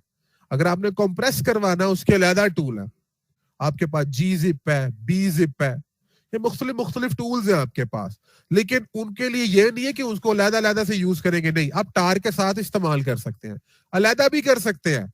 gzip कमांड अलग से भी होती है, ठीक है, bzip ये अलग से भी है, लेकिन अगर आपने टार के साथ इस्तेमाल करना है तो आप कर सकते हैं। जब आपने टार के साथ इस्तेमाल करना है तो आपने क्या स्विच लगाना है, -Z किसके साथ करता है, gzip के साथ, और -J किसके साथ करता है, bzip के साथ। लेकिन एक बात ध्यान में रखिएगा, आपने जिसके साथ जिप किया है, जब आप डीकंप्रेस करेंगे उसी टूल के साथ डीकंप्रेस करिएगा, यानी कि अगर -Z के साथ जिप कर रहे हैं तो -Z के साथ ही उसको डीकंप्रेस करना, अगर J के साथ कर रहे हैं तो J के साथ, यानी कि bzip से किया तो bzip से डीकंप्रेस करेंगे, gzip से किया तो gzip से ही करेंगे। याद रखिएगा जब जो भी tar फाइल आपकी बनती है ना, उसकी जो एक्सटेंशन होती है वो होती है .tar। लेकिन किसी tar फाइल को अगर आपने gzip के साथ कंप्रेस भी किया हुआ तो फिर जो आपके पास एक्सटेंशन बनती है वो बनती है .tar.gz। ठीक है, ज्यादातर ये चल रही होगी, आपको जो कंप्रेस लिनक्स की फाइल्स नजर आ रही होगी वो इसी फॉर्मेट में नजर आएगी .tar.gz। इसी तरह bzip की भी आपके पास आ जाएगी। अगर आपने वेरीफाई करना है किसी आर्काइव फाइल को तो -w होता है, और अगर आपने कोई आर्काइव फाइल बनी हुई है, पहले से फाइल्स पड़ी है उसके अंदर, उसके अंदर किसी चीज को ऐड करवाना है तो तब आप क्या इस्तेमाल करते हैं, -r को इस्तेमाल करते हैं। तो ये आपके पास क्या थे,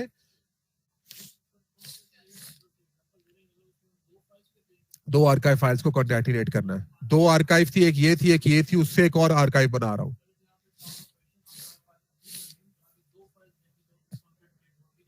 हाँ जी, वो दोनों टार की होंगी, वो पहले से दो टार फाइल्स होंगी। ठीक है, वो पहले से आर्काइव फाइल्स होंगी, वो सिंपल फाइल्स नहीं होंगी। समझ रहे हो?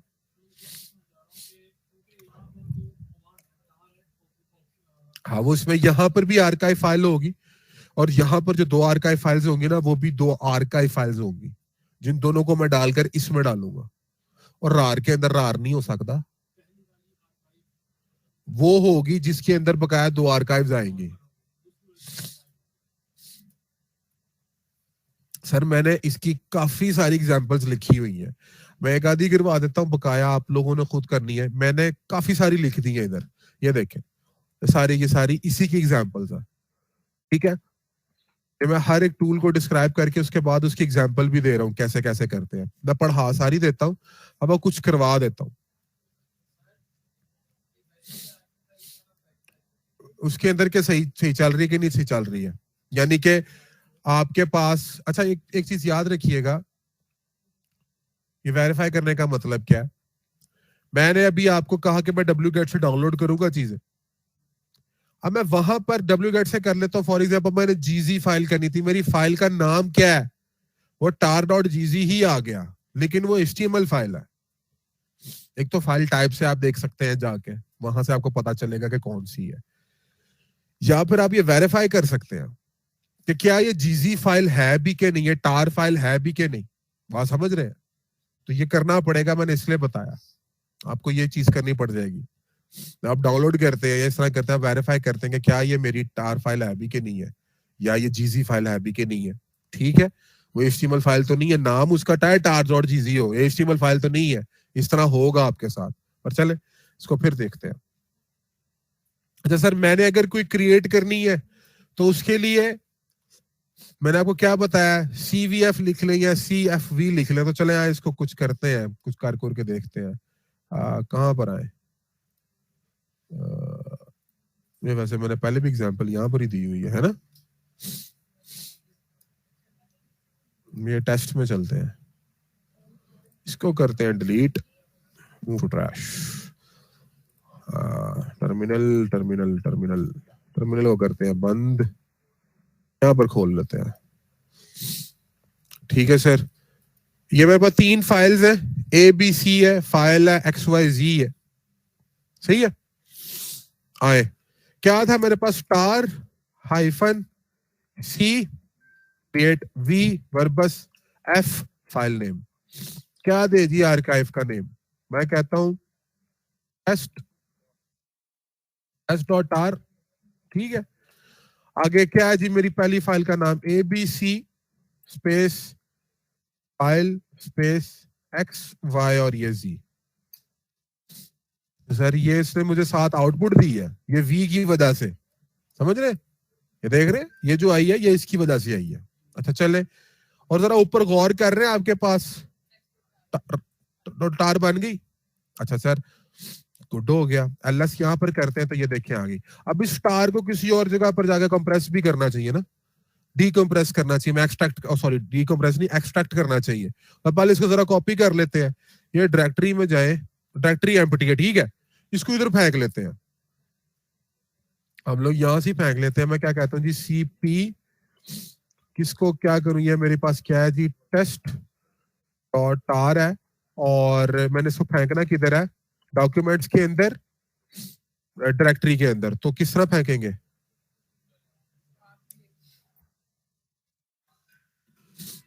और याद है आप लोगों को,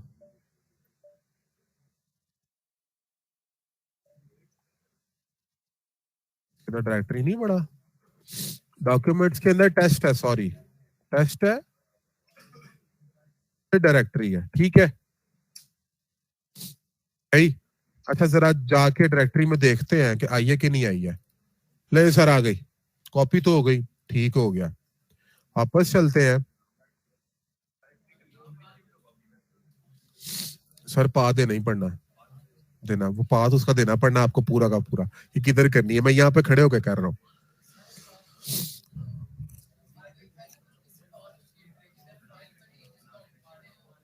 हाँ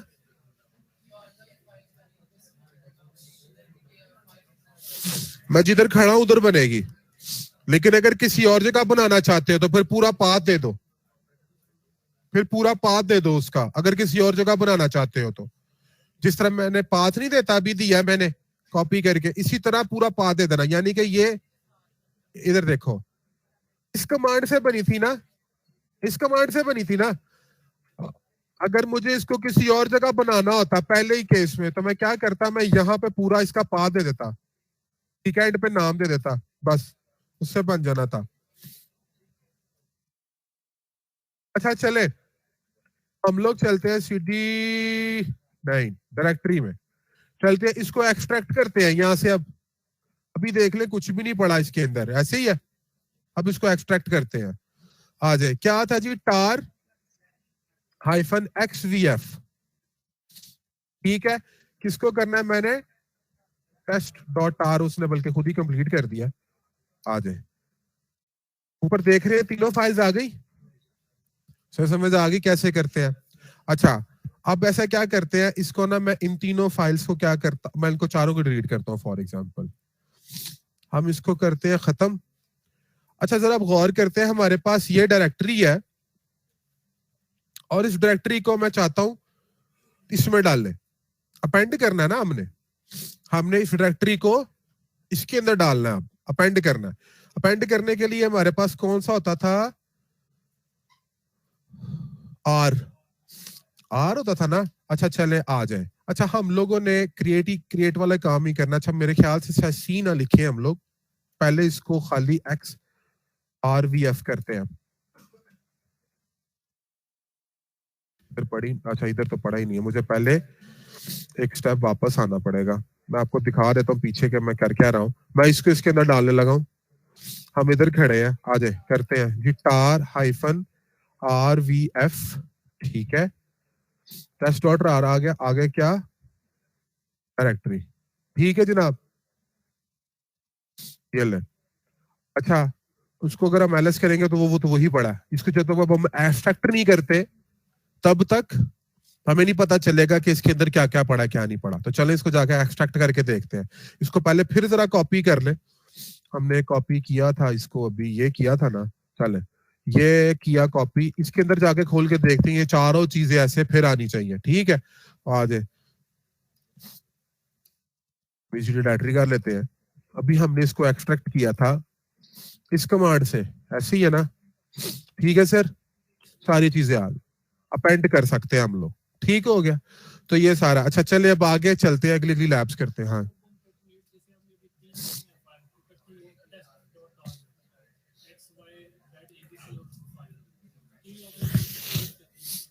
हाँ कॉन्टिनेंट नहीं की यार, ये अपेंड की है।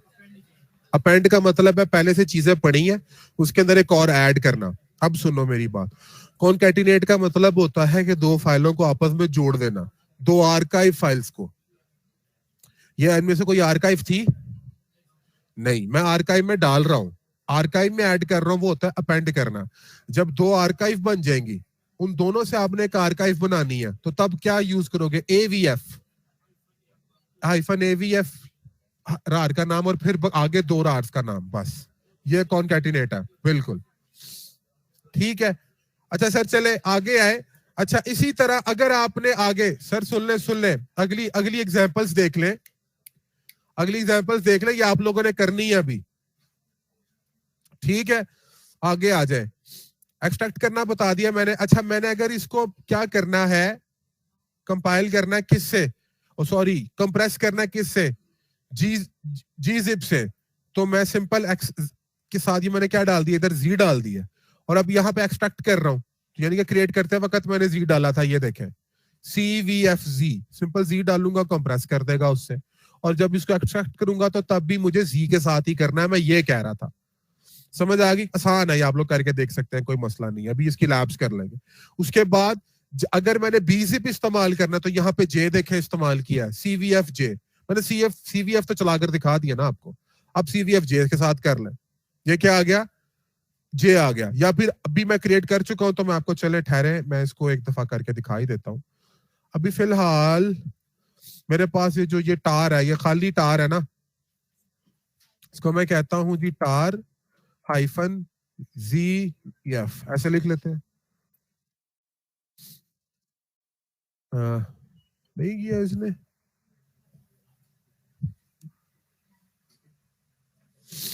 नहीं वो बनाते वक्त करेगा, इस वक्त ऑप्शन मेरे पास इशू आ रहा है, चले इसको इसको भी लैब में कर लेते हैं।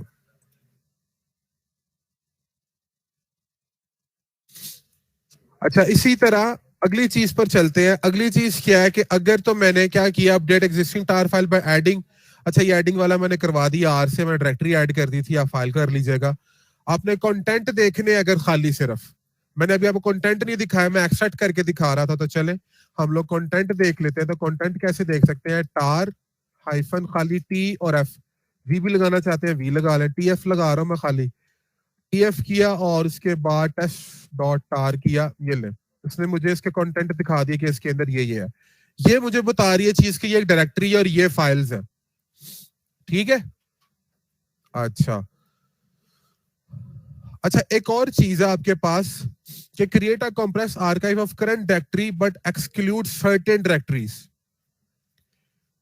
ये देखें ये क्या चीज है कि आपने तमाम एक डायरेक्टरी में जितनी फाइल्स हैं उन सबको आर्काइव में डालना है, लेकिन किसी एक को क्या करना है, एक्सक्लूड करना है। तो उसमें क्या कर सकते हैं, सिंपल यहाँ पे आप एक्सक्लूड फोल्डर दे के उसका पूरा पाथ दे के, उसके बाद अच्छा ये दो दिए हैं मैंने, यहाँ पे आप एक दे लें, सिंपल एक फोल्डर को एक्सक्लूड करें और बाकी सबका क्या कर दे, बना दे आर्काइव बना दे। इसके सिंटैक्स में शायद कोई ऊपर नीचे थोड़ी सी चीज है, डबल हाइफन आना या सिंगल हाइफन आना, वो आप देख सकते हैं, बकाया ये भी कमांड आपके पास रनिंग में है, ठीक है। आगे चलते हैं, तो मैंने ये टूल्स के बारे में बताया, आपके पास 3 टूल्स होते हैं कंप्रेस करने के, gzip है, bzip है और unzip है।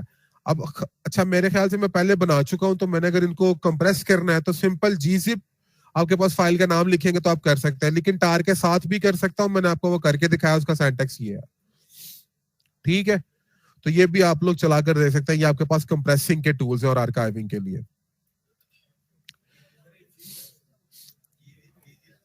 अनजिप अनजिप यार तीनों तीनों में थोड़ा थोड़ी चीजें डिफरेंट है, ये बैक एंड पे कोई स्पेस ज्यादा ले रहा है, कोई कम लेता है, ठीक है। ये बस बैक एंड पे इनके डिफरेंसेस आएंगे, आपको आपको इतना कुछ नहीं देखना पड़ेगा। इसमें मैं बता देता हूँ, gzip और bzip are compressing for single file, bzip2 more efficient है, ठीक है, that gzip to compress the file but takes more time to the compression, यानी कि bzip2 gzip से ज्यादा बेहतर है लेकिन ज्यादा टाइम लेता है कंप्रेस करने में। बस इस तरह के थोड़े थोड़े से डिफरेंसेस हैं इनमें, और कुछ भी नहीं जी। जी कहाँ पे, ये वाला, हाँ जी हाँ जी, ये अनजिप ही कर रहा है, हाँ वो भी कर सकते हैं आप, वो भी कर सकते हैं आप। अच्छा मेरी बात सुने, ये एक्सट्रैक्ट कर रहा है फाइल्स को, ये सिर्फ एक्सट्रैक्ट कर रहा है, वो जो gzip होगा वो एक्सट्रैक्ट नहीं करेगा, वो सिर्फ डीकंप्रेस करेगा, वो एक्सट्रैक्ट नहीं करेगा, ये चीज को ज़हन में रखिएगा। टार से एक्सट्रैक्ट कर रहे हैं हम साथ साथ। अच्छा आगे चलते हैं सर, अगला टॉपिक है आपके पास बैकअप टेक्निक्स। तो बैकअप्स अभी तो नहीं मैं करवाऊंगा, लेकिन मैं कुछ चीजें बता देना चाहता हूं क्योंकि मैंने आपको क्रॉन जॉब में बैकअप्स पढ़ाए थे, तो चलें यहाँ पर देख लेते हैं। बैकअप्स ट्रेडिशनल वे में हम किधर करते थे, अगर मेरी एक मशीन है इसका बैकअप लेना है मैंने, तो मैं क्या करता था, अदर होस्ट पे ले जाते थे, किसी और मशीन पे इसका बैकअप कर देते थे, फ्लॉपी डिस्क पे लेते थे, हार्ड ड्राइव पे लेते थे, सीडी पे, यूएसबी पे, कहीं भी। लेकिन अब ये चीजें मुख्तलिफ हैं, मेरी बात को ज़हन में रखिएगा। अब हमारे पास ये ट्रेडिशनल वेज नहीं है बैकअप के, हम यहाँ पे बैकअप नहीं रखते। जब मैं क्लाउड में जाऊंगा तो अवेलेबिलिटी सेट क्या होते हैं, हाई अवेलेबिलिटी को कैसे हम लोग अचीव करते हैं, ये आपका बहुत इंपॉर्टेंट क्वेश्चन है इंटरव्यू का। मैं आपको बता दूंगा हम कैसे अचीव करते हैं वो सारी चीजें, इसके ऊपर डिटेल डिस्कशन बाकी है। हाई अवेलेबिलिटी मशीन्स की, वर्चुअल मशीन्स की, पहले तो बैकअप कर रहे थे ना, एक मशीन है उसका बैकअप भी क्या एक और मशीन ही है, वो चाहे आपकी उसी ऑफिस में है या किसी और ऑफिस में है। सर उधर जाएंगे, अभी इमेजेस वाले कॉन्सेप्ट भी बताऊंगा आपको, अभी उधर ना जाके ना भागे, यहाँ पे रुके। अभी बैकअप टेक्निक्स की बात करता हूँ, ये चीज समझ ले, आसान ही है, कोई इतनी मुश्किल नहीं है। और इनको कॉन्फ़िगर कैसे करते हैं तो मैंने उसकी डिटेल लैब आपको यहाँ पर दे दी। अगर किसी को दिल करे फुल बैकअप लेने का अपनी मशीन का, या इंक्रीमेंटल या मिरर या डिफरेंशियल बैकअप लेने का, तो आप सिंपल इस लिंक को खोल के देख सकते हैं, आपको डिटेल गाइड मिल जाएगी। और ये लंबी चौड़ी गाइड्स है, तो आप इम्प्लीमेंट करें, आप टार वगैरह ये सारा कुछ इस्तेमाल करना पड़ेगा। लेकिन फिलहाल मैं ये चाहता हूं कि सिर्फ समझ लें आप लोग एक दफा, उसके बाद में आप लोग इनको इम्प्लीमेंट अपने से खुद से कर सकते हैं, कोई मसला नहीं है। अच्छा, फुल बैकअप क्या मतलब है, तमाम चीजों का बैकअप, जो कुछ भी आपके लिनक्स में हर चीज का बैकअप करते हैं। आप फिर जब दोबारा फुल बैकअप लेते हैं तो तब भी पूरी तमाम चीजों का क्या होता है, बैकअप होता है। ठीक है, तीसरा बैकअप करेंगे फिर तमाम चीजों का बैकअप होगा। इसी तरह जितने भी बैकअप्स करेंगे, चाहे आप चेंजेस कर रहे हैं नहीं कर रहे हैं, पूरी तमाम चीजों का विद देयर चेंजेस बैकअप हो रहा है।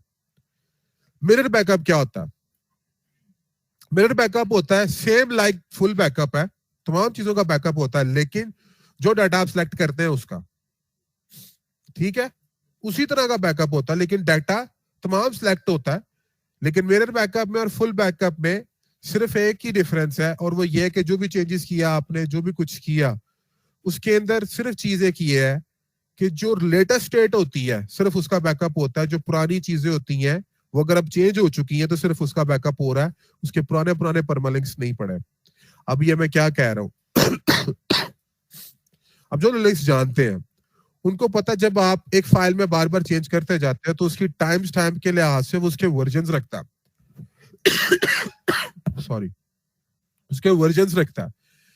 फुल बैकअप में जब बैकअप होता है तो वो उसके तमाम वर्जन के साथ बैकअप करता है हालांकि फाइल लेटेस्ट स्टेट में आ चुकी है, लेकिन वो क्या करता है, उसके तमाम वर्जन के साथ बैकअप करता है। जितनी दफा भी आप बैकअप करेंगे इसी तरह ही करेगा।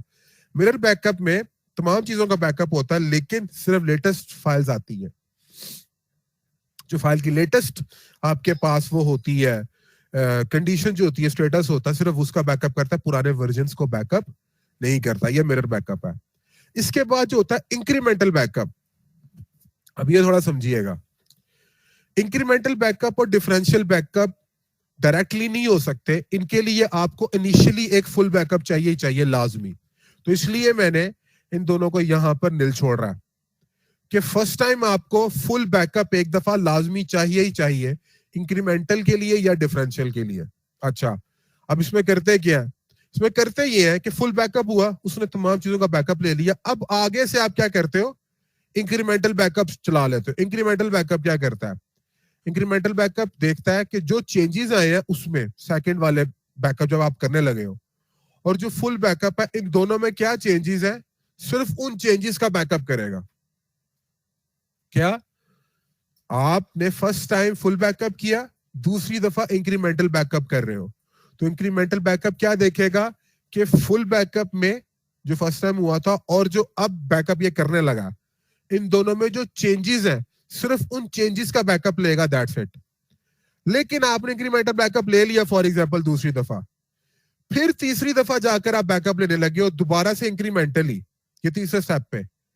अब ये क्या करेगा, अब ये करेगा कि जो इससे पिछला बैकअप था, यानी कि इंक्रीमेंटल बैकअप 1, अब ये फुल बैकअप से कंपेयर, ये जो अपना ही बैकअप था ये उससे कंपेयर करेगा कि इस पिछले वाले इंक्रीमेंटल बैकअप में और इसमें क्या फर्क है।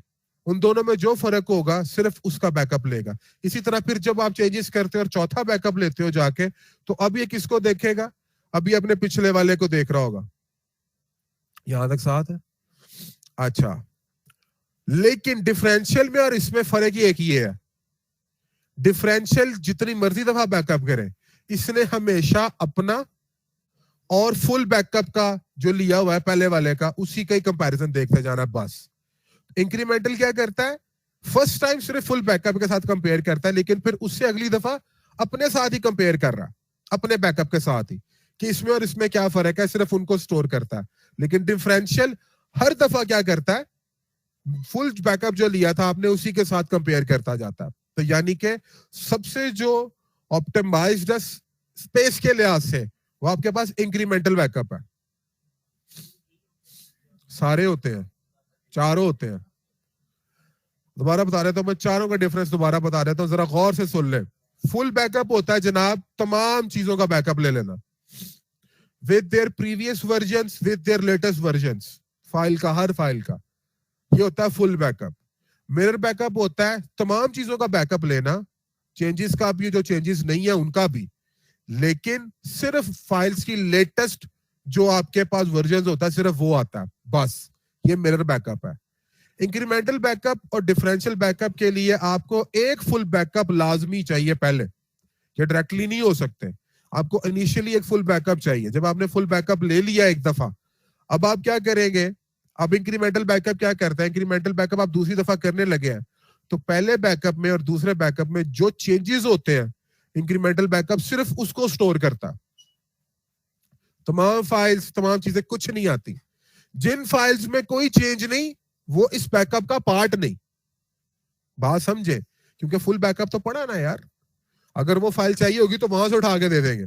लेकिन इंक्रीमेंटल बैकअप सिर्फ जो चेंजेस हैं इसमें और फुल बैकअप के दरमियान में सिर्फ उनका डिफरेंस लेगा बस। इसी तरह नेक्स्ट टाइम जब आप ये इंक्रीमेंटल बैकअप लेते हैं, तो फिर ये किससे कंपेयर करेगा? अब ये फुल बैकअप से कंपेयर नहीं करेगा, अब ये अपने वाले से ही कंपेयर करेगा जो उसका पिछला बैकअप है, ये उससे कंपेयर करेगा, और थर्ड टाइम अपने दूसरे वाले से कंपेयर करेगा। ठीक है सर? ये इंक्रीमेंटल बैकअप था कि एक दफा फुल बैकअप ले लो, फिर इंक्रीमेंटल बैकअप खुद ही अपने बैकअप बनाकर चेक करता जाएगा। लेकिन जो डिफरेंशियल बैकअप है वो क्या करता है? वो हर दफा फुल बैकअप से क्या करता है? कंपेयर करता है कि जो चेंजेस आपने किए फिर फुल बैकअप से कंपेयर करो, उन चेंजेस को स्टोर करो, फिर अगली दफा जो चेंजेस किए नहीं कि फिर फुल बैकअप से कंपेयर करो, फिर स्टोर करो। याद रखें, आप फिर उसकी लाइफ टाइम में कभी फुल बैकअप ले ले अगर, तो फिर ये पुराने वाले पहले वाले बैकअप से जो है वो नहीं करेगा, ये फिर उस वाले से स्टार्ट कर देगा करना। ठीक है? तो ये आपके पास क्या है? डिफरेंशियल बैकअप है। तो सबसे जो स्पेस के लिहाज से ऑप्टिमाइज सॉल्यूशन है वो आपके पास इंक्रीमेंटल बैकअप है। सर ऐसे ऐसे करते करते ऐसे कर दिया आपने है ना? एग्जैक्टली वो डिफरेंशियल के अंदर क्या होता है? वो बैकअप पहले वाले से कर रहा है तो उसमें चेंजेस ज्यादा उसको स्टोर करने पड़ते हैं, स्पेस ज्यादा खाता है। इंक्रीमेंटल स्पेस कम खाता है। पूरी चेंज संभालनी होती। मैं सर स्पेस के लिहाज से कह रहा हूँ सर, सिर्फ स्पेस के लिहाज से। कॉम्प्लेक्सिटी के लिहाज से तो सबसे मजेदार फुल बैकअप ही है या मिरर है। ठीक है? कॉम्प्लेक्स इंक्रीमेंटल बैकअप कॉम्प्लेक्स बहुत होगा, ये बात याद रखे, क्योंकि आपको वो चेन पूरी संभालनी पड़ेगी। बात भाई की बात बिल्कुल सही है। लेकिन स्पेस के लिहाज से मैं कह रहा हूं, स्पेस ऑप्टिमाइजेशन के लिहाज से इंक्रीमेंटल बैकअप सबसे बेस्ट है। अच्छा सर, अगला जो टॉपिक है ये बहुत इंपॉर्टेंट है, आईओ रीडायरेक्शन। बहुत इंपॉर्टेंट टॉपिक है, इसको देख ले। अच्छा याद रखे, मैंने आपको ऑपरेटिंग सिस्टम में डिटेल में नहीं लेकर गया। जितना मैं चाहता था ऑपरेटिंग सिस्टम आपको करवाऊं, प्रोसेसेस वगैरह ये वो, आप लोगों के पास कर्नल मोड क्या है, यूजर मोड क्या है, सिर्फ वो समझाऊं, मैंने आपको वो बताया। हालांकि पीछे बहुत सारी चीजें ऑपरेटिंग सिस्टम की रहती हैं अभी। उसमें से एक चीज है आपके पास, इसकी आपके पास हैशेस बनती हैं, स्टैक्स बनती हैं पीछे, अगर किसी को पता हो। उन हैशेस में, स्टैक्स में आपके पास हर एक डब्बे का ना एक काम है, समझ ले। उसमें से आपके पास प्रोसेस कंट्रोल ब्लॉक भी है, जिसके अंदर प्रोसेसेस के नंबर्स आते हैं। प्रोसेस आया, उसका नंबर आया, कौन रेडी क्यू में जा रहा है, कौन, वो सारा काम उधर ही हो रहा था, उसको भी अब साइड पे करें। इनमें से आपके पास एक हैश या एक स्टैक ऐसी होती है जिसके अंदर आपके पास लिस्ट होती है आपकी चीजें, कौन सी? स्टैंडर्ड इनपुट, स्टैंडर्ड आउटपुट और स्टैंडर्ड एरर। ठीक है, आपके पास ये 3 ब्लॉक्स होते हैं। स्टैंडर्ड इनपुट क्या? क्या इनपुट की कौन सी डिवाइस, फॉर एग्जांपल माउस इस्तेमाल कर रहा हूं या कीबोर्ड कर रहा हूं, तो ये उस स्टैक के अंदर जाके लिस्ट होता है स्टैंडर्ड इनपुट में कि ये इनपुट आपने यहां से लेनी है। अच्छा, स्टैंडर्ड आउटपुट या तो मेरा टर्मिनल हो सकता है, टर्मिनल ही है ना, मैं कीबोर्ड से कुछ लिख रहा हूँ टर्मिनल पर लिखा आ रहा है, या वर्ड की फाइल है तो वो टर्मिनल ही है ना, वो उधर शो करवा रहा है ना मुझे इसके आउटपुट की स्क्रीन पे, यहां पर दिखा रहा है ना आउटपुट, जो मैं लिख रहा हूँ मुझे वहां पर नजर आ रहा है। या क्योंकि मैं कमांड देता हूँ स्टैंडर्ड इनपुट से, तो स्टैंडर्ड आउटपुट टर्मिनल पर दिखाता है ना मुझे उसकी आउटपुट, ऐसे ही करता है ना। ये स्टैंडर्ड आउटपुट है। स्टैंडर्ड एरर क्या है? अगर इसमें से कोई एरर आता है, कोई इनपुट दी मैंने, उसमें कोई एरर आ गया, तो वो एरर मुझे किधर दिखाता है? टर्मिनल पे ही दिखाता है ना। तो इसकी स्टैक में ना वो तीनों वैल्यूज के आगे डिफाइन होता है, स्टैंडर्ड इनपुट ये है, स्टैंडर्ड आउटपुट ये है, स्टैंडर्ड एरर ये है। लेकिन हम अपने फायदे के लिए स्टैंडर्ड इनपुट बदल सकते हैं, हम स्टैंडर्ड आउटपुट बदल सकते हैं, हम स्टैंडर्ड एरर बदल सकते हैं लिनक्स में। आईओ रीडायरेक्शन विंडोज में मुमकिन नहीं होती, शायद आप कर सकते हो, लेकिन जब तक मैंने पढ़ा था तो नहीं कर सकते थे।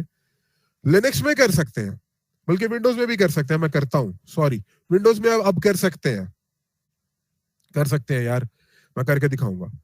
ठीक है, विंडोज में भी कर सकते हैं, लिनक्स में भी कर सकते हैं। कैसे, क्या करते हैं क्या? फॉर एग्जाम्पल जो आउटपुट मैं चाहता हूं मुझे वो टर्मिनल पे नहीं देखनी, मैंने लिखा एलएस, उसने फाइल्स के नाम दिखाए मुझे, मैं नहीं देखना चाहता टर्मिनल पे, मैं चाहता हूं ये जो आउटपुट तेरी आनी है इसको बदल और इसको किसी फाइल में स्टोर कर दे। तो आउटपुट किधर गई? फाइल में। तो मेरी स्टैंडर्ड आउटपुट क्या होगी? बदल गई। तो ये क्या आपके पास आपकी आईओ रीडायरेक्शन है। ठीक है, बात समझ आ रही है? इसी तरह फॉर एग्जाम्पल मैं नहीं चाहता कि तुम मेरे से स्टैंडर्ड इनपुट से लो इनपुट, मैं चाहता हूं कि आप लोग इनपुट किसी फाइल से ले लो, किसी और जगह से भी ले सकते हो ना। तो मैंने क्या बदल दी? स्टैंडर्ड इनपुट बदल दी, स्टैंडर्ड इनपुट बदल दी। अब वो इनपुट किसी फाइल से ले रहा, मेरी कमांड से नहीं ले रहा, वो फाइल से लेके वहां से फिर चला आ रहा है। समझ रहे? तो ये क्या स्टैंडर्ड इनपुट, ये भी करेंगे। ये पाइथन के अंदर जो हमारी वो रिक्वायरमेंट्स होती हैं और उस फाइल को हम बिल्ड करते हैं, तो वो बताएंगे कि वहां से ले लेना यार, खुद ही जो रिक्वायरमेंट है, जो पैकेजेस है, वो इस फाइल से उठाकर ले आना, बजाय इसके कि मैं यहाँ पे बैठ के अकेला अकेला इंस्टॉल करूं, वहां से उठा के कर देना। तो ये काम भी इस्तेमाल होता है। और तीसरी चीज स्टैंडर्ड एरर कि यार अगर एरर आए तो फलानी फाइल में दिखा देना, मुझे यहाँ पे टर्मिनल पे शो ना करवाना, वो एरर इधर स्टोर करते जाओ। तो ये 3 चीजें हैं। अच्छा, अब इनको हम करते कैसे हैं? याद रखें, जो आपके पास इंडेक्स होता है ना स्टैक में स्टैंडर्ड इनपुट का, वो होता है जीरो पे। बैकएंड पे तो ऑपरेटिंग सिस्टम को ही बताना ना आपने कि स्टैंडर्ड इनपुट की जगह, कीबोर्ड की जगह इसको बदल दो, तो मुझे उसका इंडेक्स बताना पड़ेगा, क्या है वो? 0। इसी तरह आपके पास जो स्टैंडर्ड आउटपुट का इंडेक्स होता है वो होता है 1, और जो आपके पास स्टैंडर्ड एरर का इंडेक्स होता है वो क्या होता है? 2 होता है। अब अगर आपने किसी को बदलना है, इनपुट को रीडायरेक्ट करना है या आउटपुट को रीडायरेक्ट करना है या आपने एरर को रीडायरेक्ट करना है, तो ये सिंटैक्स आपके पास सिंपल है। आप सिंपल ये इस्तेमाल कर सकते हैं, लेस देन का साइन स्टैंडर्ड इनपुट को बदलने के लिए, और स्टैंडर्ड आउटपुट को बदलने के लिए 0 या लेस देन का साइन, ये इकट्ठा इसको भी इस्तेमाल कर सकते हैं, खाली इसको भी इस्तेमाल कर सकते हैं, दोनों में से कोई भी,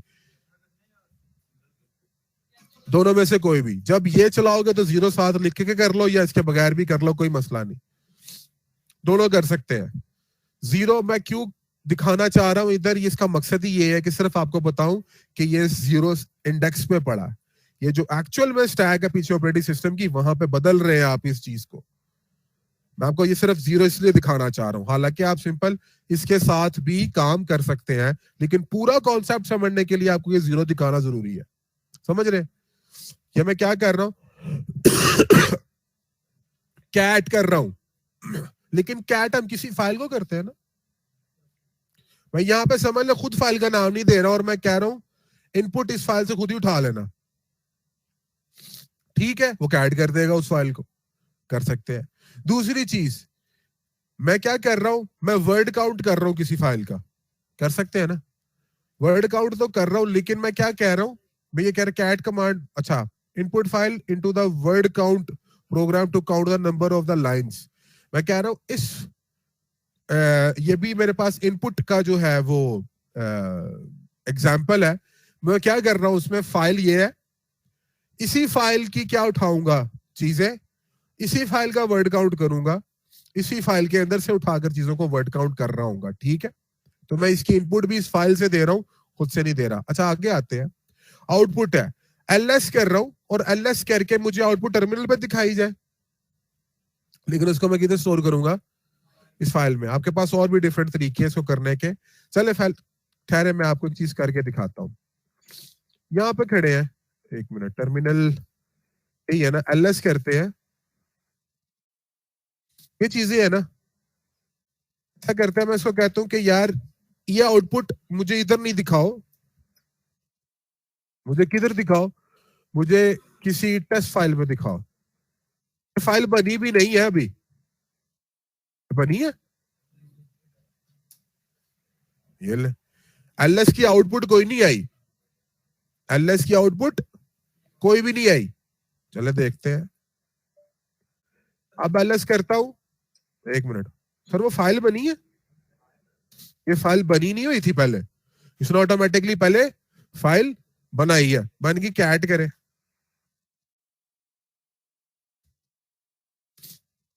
यही दिखाना था ना इसने मुझे, एलएस की कमांड ने यही दिखाना था ना यार, उसने इसको किधर दिखा दिया, मुझे इधर दिखा दिया, लेकिन उसने उसको टेस्ट फाइल को भी डाल चुका है उसके अंदर। अब जरा ये गौर करें, टेस्ट फाइल बनी नहीं हुई थी, मुझे तो सिर्फ ये चाहिए था, इसने टेस्ट फाइल क्यों दिखाया बीच में, उसने पहले टेस्ट फाइल को बनाया है, जब उसने बनाया तो अब एलएस की कमांड ने मुझे टेस्ट फाइल भी तो शो करवानी है ना यार, करवानी कि नहीं करवानी, उसने उसको भी उसके अंदर डाल दिया। अगर आप इसकी आउटपुट देखें तो यही नहीं है, यही आनी चाहिए ना, उसने इसको कर दिया। इसको सॉर्ट करना चाहते हैं, कुछ भी करना चाहते हैं, करें बैठ के, लेकिन ये क्या किया मैंने, आउटपुट रीडायरेक्शन की है, उसका सिंबल ये होता है।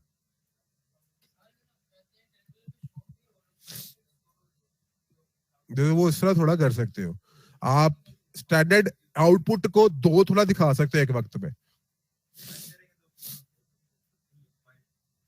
पाइप से कर सकते हो, लेकिन वो दो अलग-अलग चीजें, दो अलग-अलग एग्जीक्यूशन है, वो समझना एक चीज नहीं है, वो एक कमांड से नहीं हो रहा, वो समझ लो दो अलग-अलग कमांड है, वो पाइप के तो मतलब ही दो कमांड अलग-अलग है ना, वो दो अलग-अलग ऑपरेशंस है एक्चुअली, वो एक ही ऑपरेशन में नहीं कर रहे हो, ऑपरेटिंग सिस्टम के एंड पे दो ऑपरेशन अलग-अलग है, ये चीज को ज़हन में रखना। हाँ यहां तक साथ है। अच्छा इसको वन और इसके साथ भी लिख सकते हैं, कर सकते हैं, ये देखिए मैंने आपको ये दिखाया, आप उसके थ्रू भी कर सकते हैं।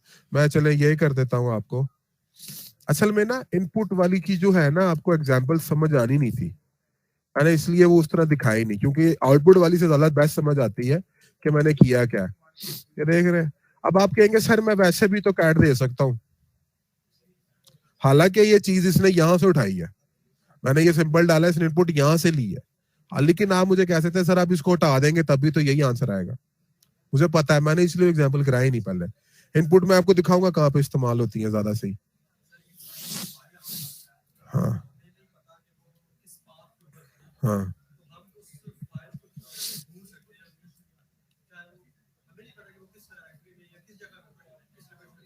यार मैंने आपको फाइंड वाला करवाया नहीं था, ग्रैप नहीं नहीं, ग्रैप तो आप एक फाइल के अंदर से करते हैं ना चीजों को, मैंने आपको करवाया नहीं था फाइल लुकअप वाला, वो होती है यार, फाइंड की कमांड भी होती है, वो होती है कमांड, वो जरा ना मेरी पहली स्लाइड्स देखना जाके, उसमें कमांड मिल जाएगी आपको, वो कमांड होती है। सर कौन सी कह रहे हैं,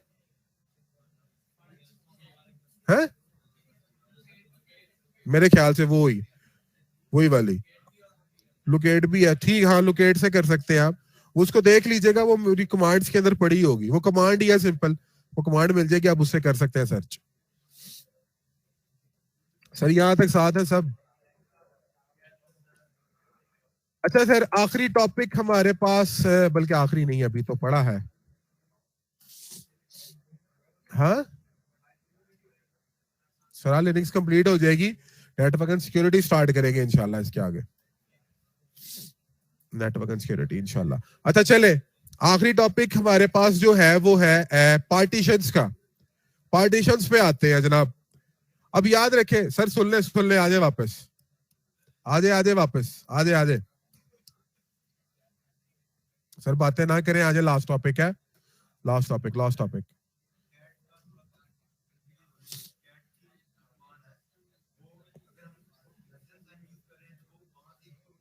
हाँ, वो कैट को देती है कि इस फाइल को कि कंटेंट को दिखाओ। हाँ है,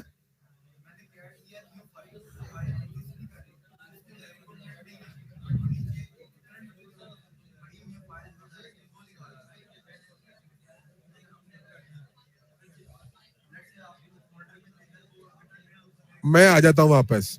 सर शोर ना करे, बात करे, आराम से करे। अच्छा चले सर, ये करते हैं पहले एलएस, ये था, ये आ रहा।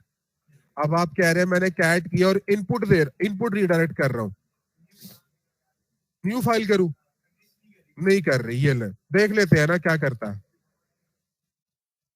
ठीक है सर,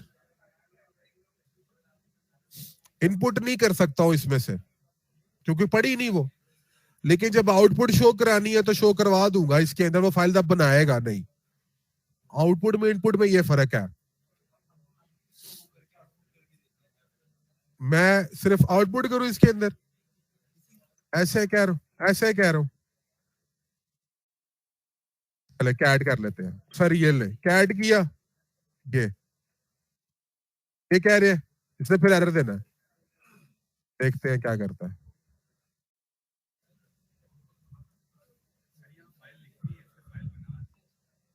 सर देखते हैं बनाता है कि नहीं बनाता। कैट का काम क्या होता है, एक फाइल को देखना, शो करवाना। एलएस का भी काम यही है, लेकिन वो किसके कंटेंट शो करवाता है, डायरेक्टरी के। अब ये पता नहीं किधर चला गया, उसका फाइल मिलनी नहीं, और ये फाइल क्रिएट करेगा नहीं। देखिए घूमते फिरे अब हम, कुछ भी नहीं करेगा। बल्कि उसने क्रिएट की है न्यू फाइल, उसने क्रिएट कर दी है, लेकिन उसमें कुछ पड़ा ही नहीं है, तो इसलिए तो वो ये दिखा रहा है हमें एम्प्टी। आप समझे, जरा गौर करें, उसने फाइल क्रिएट की है, उसने दिखा दिया ये फाइल का कंटेंट था, एम्प्टी था ही एम्प्टी। इसमें अब क्या कर सकते हैं। हाँ अच्छा, अब इसमें एक और काम कर सकते हैं, वो क्या बल्ला सर, इसमें राइट कैसे कर सकते हैं, कैट ये करके ये दबाते हैं।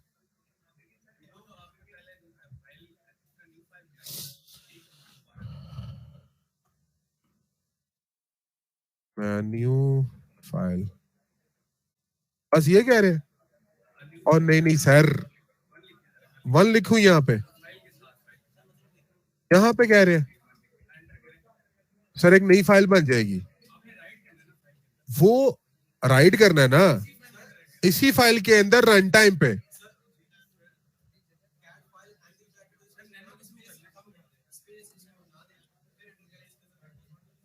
अच्छा, ना ना ना सर, सर यही तो चीज है, ठहरे एक मिनट। सर राइट तो मैं कर रहा हूँ, लेकिन सेव हो रहा।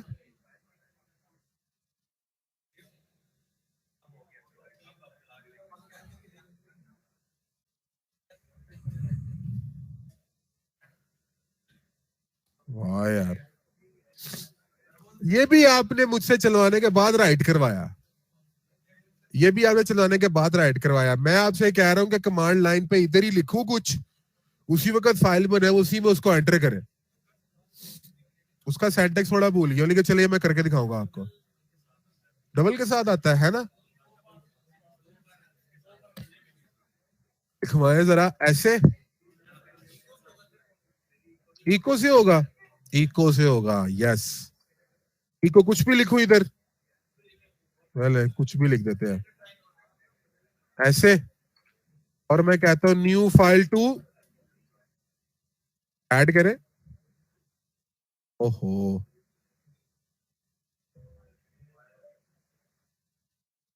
ये सर, ये चीज ठीक है सर, अब समझ आई है। अब ये देखो, ये इसने एक्चुअली इसके अंदर क्या किया है, लिख दिया इसको। अब चले, बहुत खेल लिया इसके साथ, डबल के साथ भी लिख सकते हैं, ऐसे ही कह रहे हैं, ये लगाया,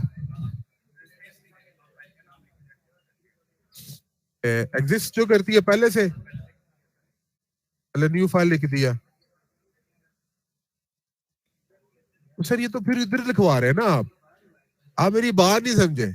मैं चाह रहा था कि जब कमांड दे रहा हूं उसी वक्त फाइल बने उसी वक्त लिखूं, वो उन्होंने सही बताया, वो इक्वल के साथ होता है।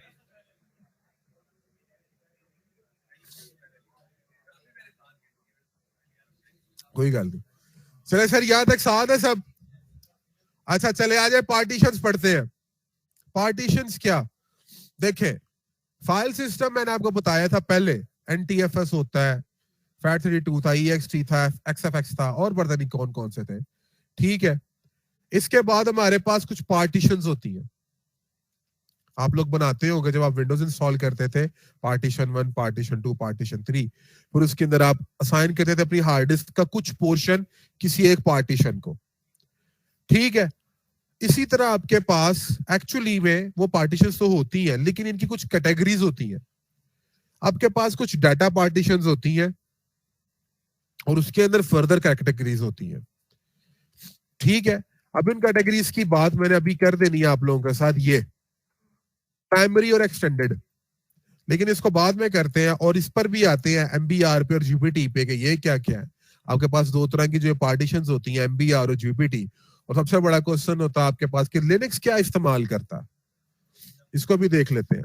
लेकिन फिलहाल हम अभी पहले पढ़ते हैं कि जी डाटा पार्टीशन क्या होती है और स्वैप पार्टीशन क्या होती है। स्वैप भी पार्टीशन है, ये आपको विंडोज में शायद अब मिलना शुरू हो जाए, लेकिन अब तो माय नॉलेज मुझे नहीं पता था कि हम स्वैप को इस्तेमाल कर सकते हैं विंडोज में। मुझे एक दादे बंदे ने बताया लास्ट लेक्चर के बाद कि सर हम कर सकते हैं, तो शायद अब कर सकते हो, लेकिन मैंने नहीं अभी तक किया। लेकिन स्वैप करता क्या था, स्वैप करता ये था, ये कोई डाटा पार्टीशन नहीं होती, इसमें कोई डाटा डूटा नहीं रखते हैं। दूसरी जो डाटा पार्टीशन है वो नॉर्मल पार्टीशन होती है, जिसके ऊपर आप अपना डाटा वगैरह सारा कुछ रखते हो, या रूट पार्टीशन उसको आप लोग बोलते हो। जो स्वैप पार्टीशन होती है आपके पास, ये क्या करती है ये समझ ले, ये आपके पास ऐसी स्पेस होती है हार्ड डिस्क के ऊपर जिसको आप मेन मेमोरी के तौर पे इस्तेमाल कर सकते हो, यानी कि रैम की मेमोरी के तौर पे इस्तेमाल कर सकते हो। ये क्या आपके पास स्वैप पार्टीशन होती है। ये देखें, इसका एक फॉर्मूला होता है। ऐसा नहीं है कि हार्ड डिस्क आपके पास 500 GB की है तो आप लोग 100 GB रैम को दे दें, नहीं, आप ऐसा नहीं कर सकते हैं। इसके भी कुछ लिमिटेशंस है। इसका एक फॉर्मूला जिसके थ्रू आप लोग ये स्वैप पार्टीशन की मेमोरी को डिफाइन कर सकते हैं। कैसे, आपके पास जो ये M है, इसको आप कंसीडर करें ये आपकी है amount of GB of your RAM, और जो ये S है ये होगी क्या आपके पास आपकी amount of swap in GBs में कंसीडर कर रहे हैं। अब अगर तो मेरे पास फॉर एग्जांपल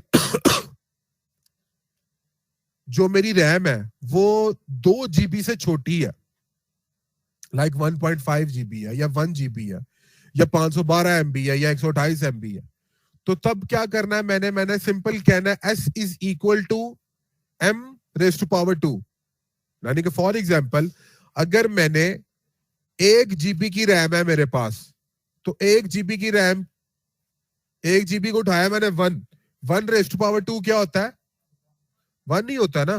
तो मेरी जो स्वैप है वो कितने GB की हो सकती है, 1 GB की। तो टोटल रैम की कितनी होगी मेरी पावर, 2 GB। बात समझ आई, मैं दोबारा बताता हूं। अगर मेरी रैम 1 GB से लेस है, और सॉरी 2 GB से लेस है, तो मैं कंसीडर कर रहा हूं कि मेरी रैम क्या है, 1 GB है। यही है ना फॉर्मूले में, ऐसे ही है। तो मैंने फिर क्या करना है, अपनी स्वैप को वैल्यू कैसे देनी है, 1⁻²। तो 1⁻² क्या होता है, 1 नहीं होता। तो 1 GB क्या हुई स्वैप की, और 1 GB मेरे पास पहले से रैम की थी, तो टोटल कितनी होगी, 2 होगी। लेकिन स्वैप की वैल्यू कितनी रख सकता हूं, 1 रख सकता हूं, यानी कि 1 GB रैम के साथ 1 GB ही रख सकता हूं बस स्वैप में। अगर मेरे पास 2 GB है रैम में, तो अब तो ऊपर वाला फार्मूला नहीं चलेगा, अब नीचे वाला चलेगा। m+2 करेंगे, पहले m⁻², था अगर 2 GB से नीचे है। अब क्या है, अब m+2 करेंगे। अब मेरे पास कितनी है, फॉर एग्जाम्पल 2 GB की रैम है, तो 2+2 4, यानी कि 4 GB की मेरी क्या है, स्वैप। तो टोटल मेमोरी कितनी हुई, 6।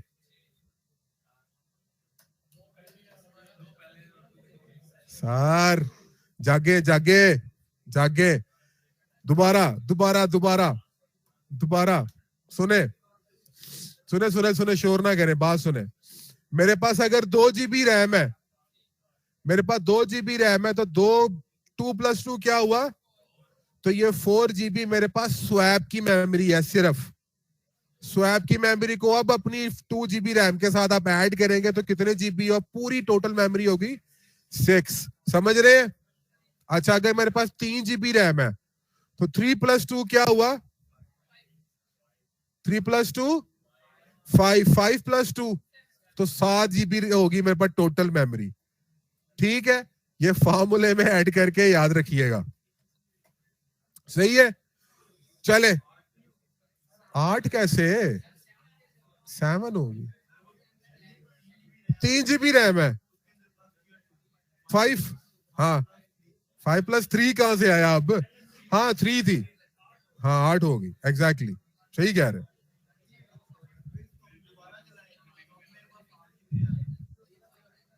नहीं नहीं नहीं नहीं नहीं, वो आपके पास स्वैप पहले भरी हुई है, अब दोबारा नहीं कर सकते हो, दोबारा नहीं कर सकते हो। अच्छा, स्वैप बनाते हैं कैसे हैं, इसको कॉन्फ़िगर कैसे करते हैं, उसकी लैब मैंने यहां पर नीचे आपको दे दी है, पता होना जरूरी है। लेकिन अगर कोई बनाकर देखना चाहता है तो आप लोगों के पास सिंपल ये कमांड मौजूद है। ठीक है सर, सर ये करिएगा ना, ये मैंने आपको दे दिया है, मैंने कॉन्सेप्ट देना है अभी। अच्छा चलिए सर, आगे आ जाए। आप लोगों के पास बड़ी मशहूर पार्टीशंस होती हैं, MBR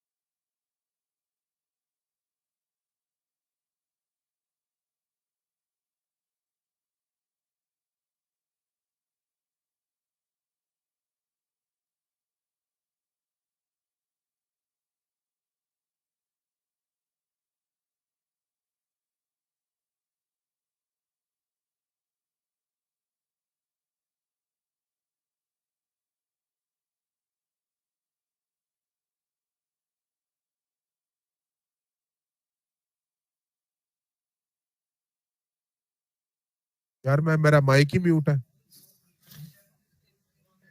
सॉरी यार, मैं दोबारा रिपीट कर रहा हूं। हमारे पास जो पार्टीशंस होती थी वो 4 हो सकती थी एमबीआर में टोटल, जिनमें से 3 प्राइमरी हो सकती थी और चौथी आपको एक्सटेंडेड बनानी पड़ती थी। वो उसके अंदर फिर आप डिफरेंट लॉजिकल पार्टीशंस बना सकते थे। लेकिन याद रखिएगा, जो साइज आप एक्सटेंडेड पार्टीशन को देते थे वो लॉजिकल पार्टीशंस उससे एक्सीड नहीं कर सकती थी, उसी में रहती थी। फिर उसके बाद मैंने नीचे बता दिया कि आपके पास एमबीआर में बायोस चलता था और यूईएफआई चलता है आपके पास जीपीडी के अंदर। आपके पास विंडोज 7 या उसके पुराने जो ऑपरेटिंग सिस्टम्स होते थे वो चलते थे एमबीआर में, और लिनक्स के भी।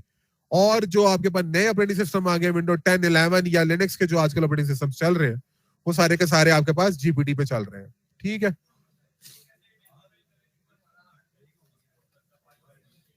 और जो नए आ रहे हैं ना वो यूईएफआई को ही कर रहा है, बायोस को नहीं कर रहा। वो यार देखना पड़ेगा, मैं सच नहीं कह सकता हूँ।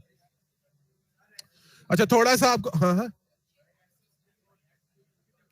मुझे समझ नहीं आई क्या कह रहे हैं आप। बताता पूछता है वो तभी तो वो कहता है कि आप कौन से फाइल से, आपका कौन सी पार्टीशन वाला है आप इस्तेमाल कर रहे हो, समझ रहे हो। वो तभी तो इशू आता है आपको कि अगर आपको हार्डवेयर पुराना था वो सपोर्ट नहीं करता जीपीटी को, फिर एमबीआर की पार्टीशन ही बनानी पड़ती है आपको। समझ रहे हो?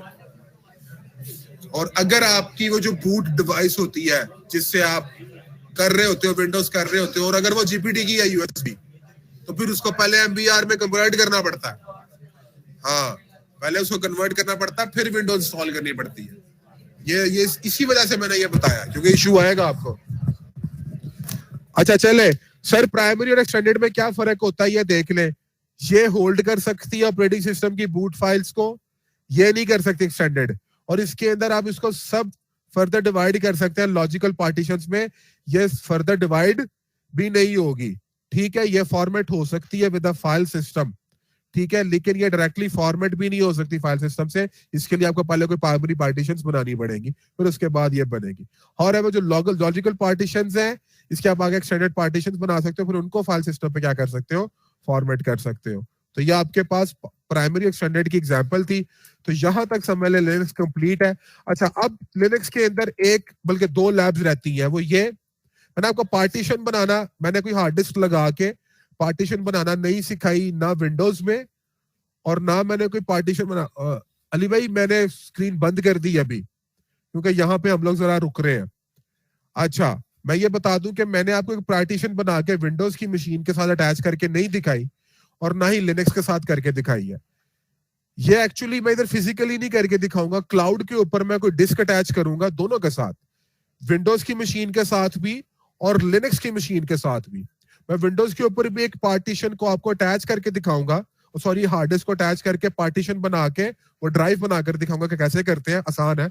और इसी तरह मैं लिनक्स के ऊपर भी आपको जो है एक पार्टीशन बनाकर, सॉरी एक डिस्क अटैच करके पार्टीशन बनाकर उसको माउंट करके दिखाऊंगा कि कैसे करते हैं। लेकिन ये क्लाउड पे करके दिखाऊंगा, क्योंकि वही आपके पास ज्यादा इंपॉर्टेंट है, क्योंकि आप लोग के पास क्लाउड के ऊपर ही आप लोग ज्यादा मशीन के साथ डिस्क अटैच कर रहे होगे, फिजिकल सर्वर्स आप इतने इस्तेमाल नहीं करोगे, तो इंशाल्लाह क्लाउड पे करेंगे। तो चले सर, लिनक्स यहाँ तक हमारी कंप्लीट है। अभी ब्रेक करते हैं 20 मिनट की, 11:30 तक आप लोग वापस आ जाए, उसके बाद हम लोग स्टार्ट करेंगे नेटवर्क एंड सिक्योरिटी इंशाल्लाह। तो 11:30 तक वापस आ जाए।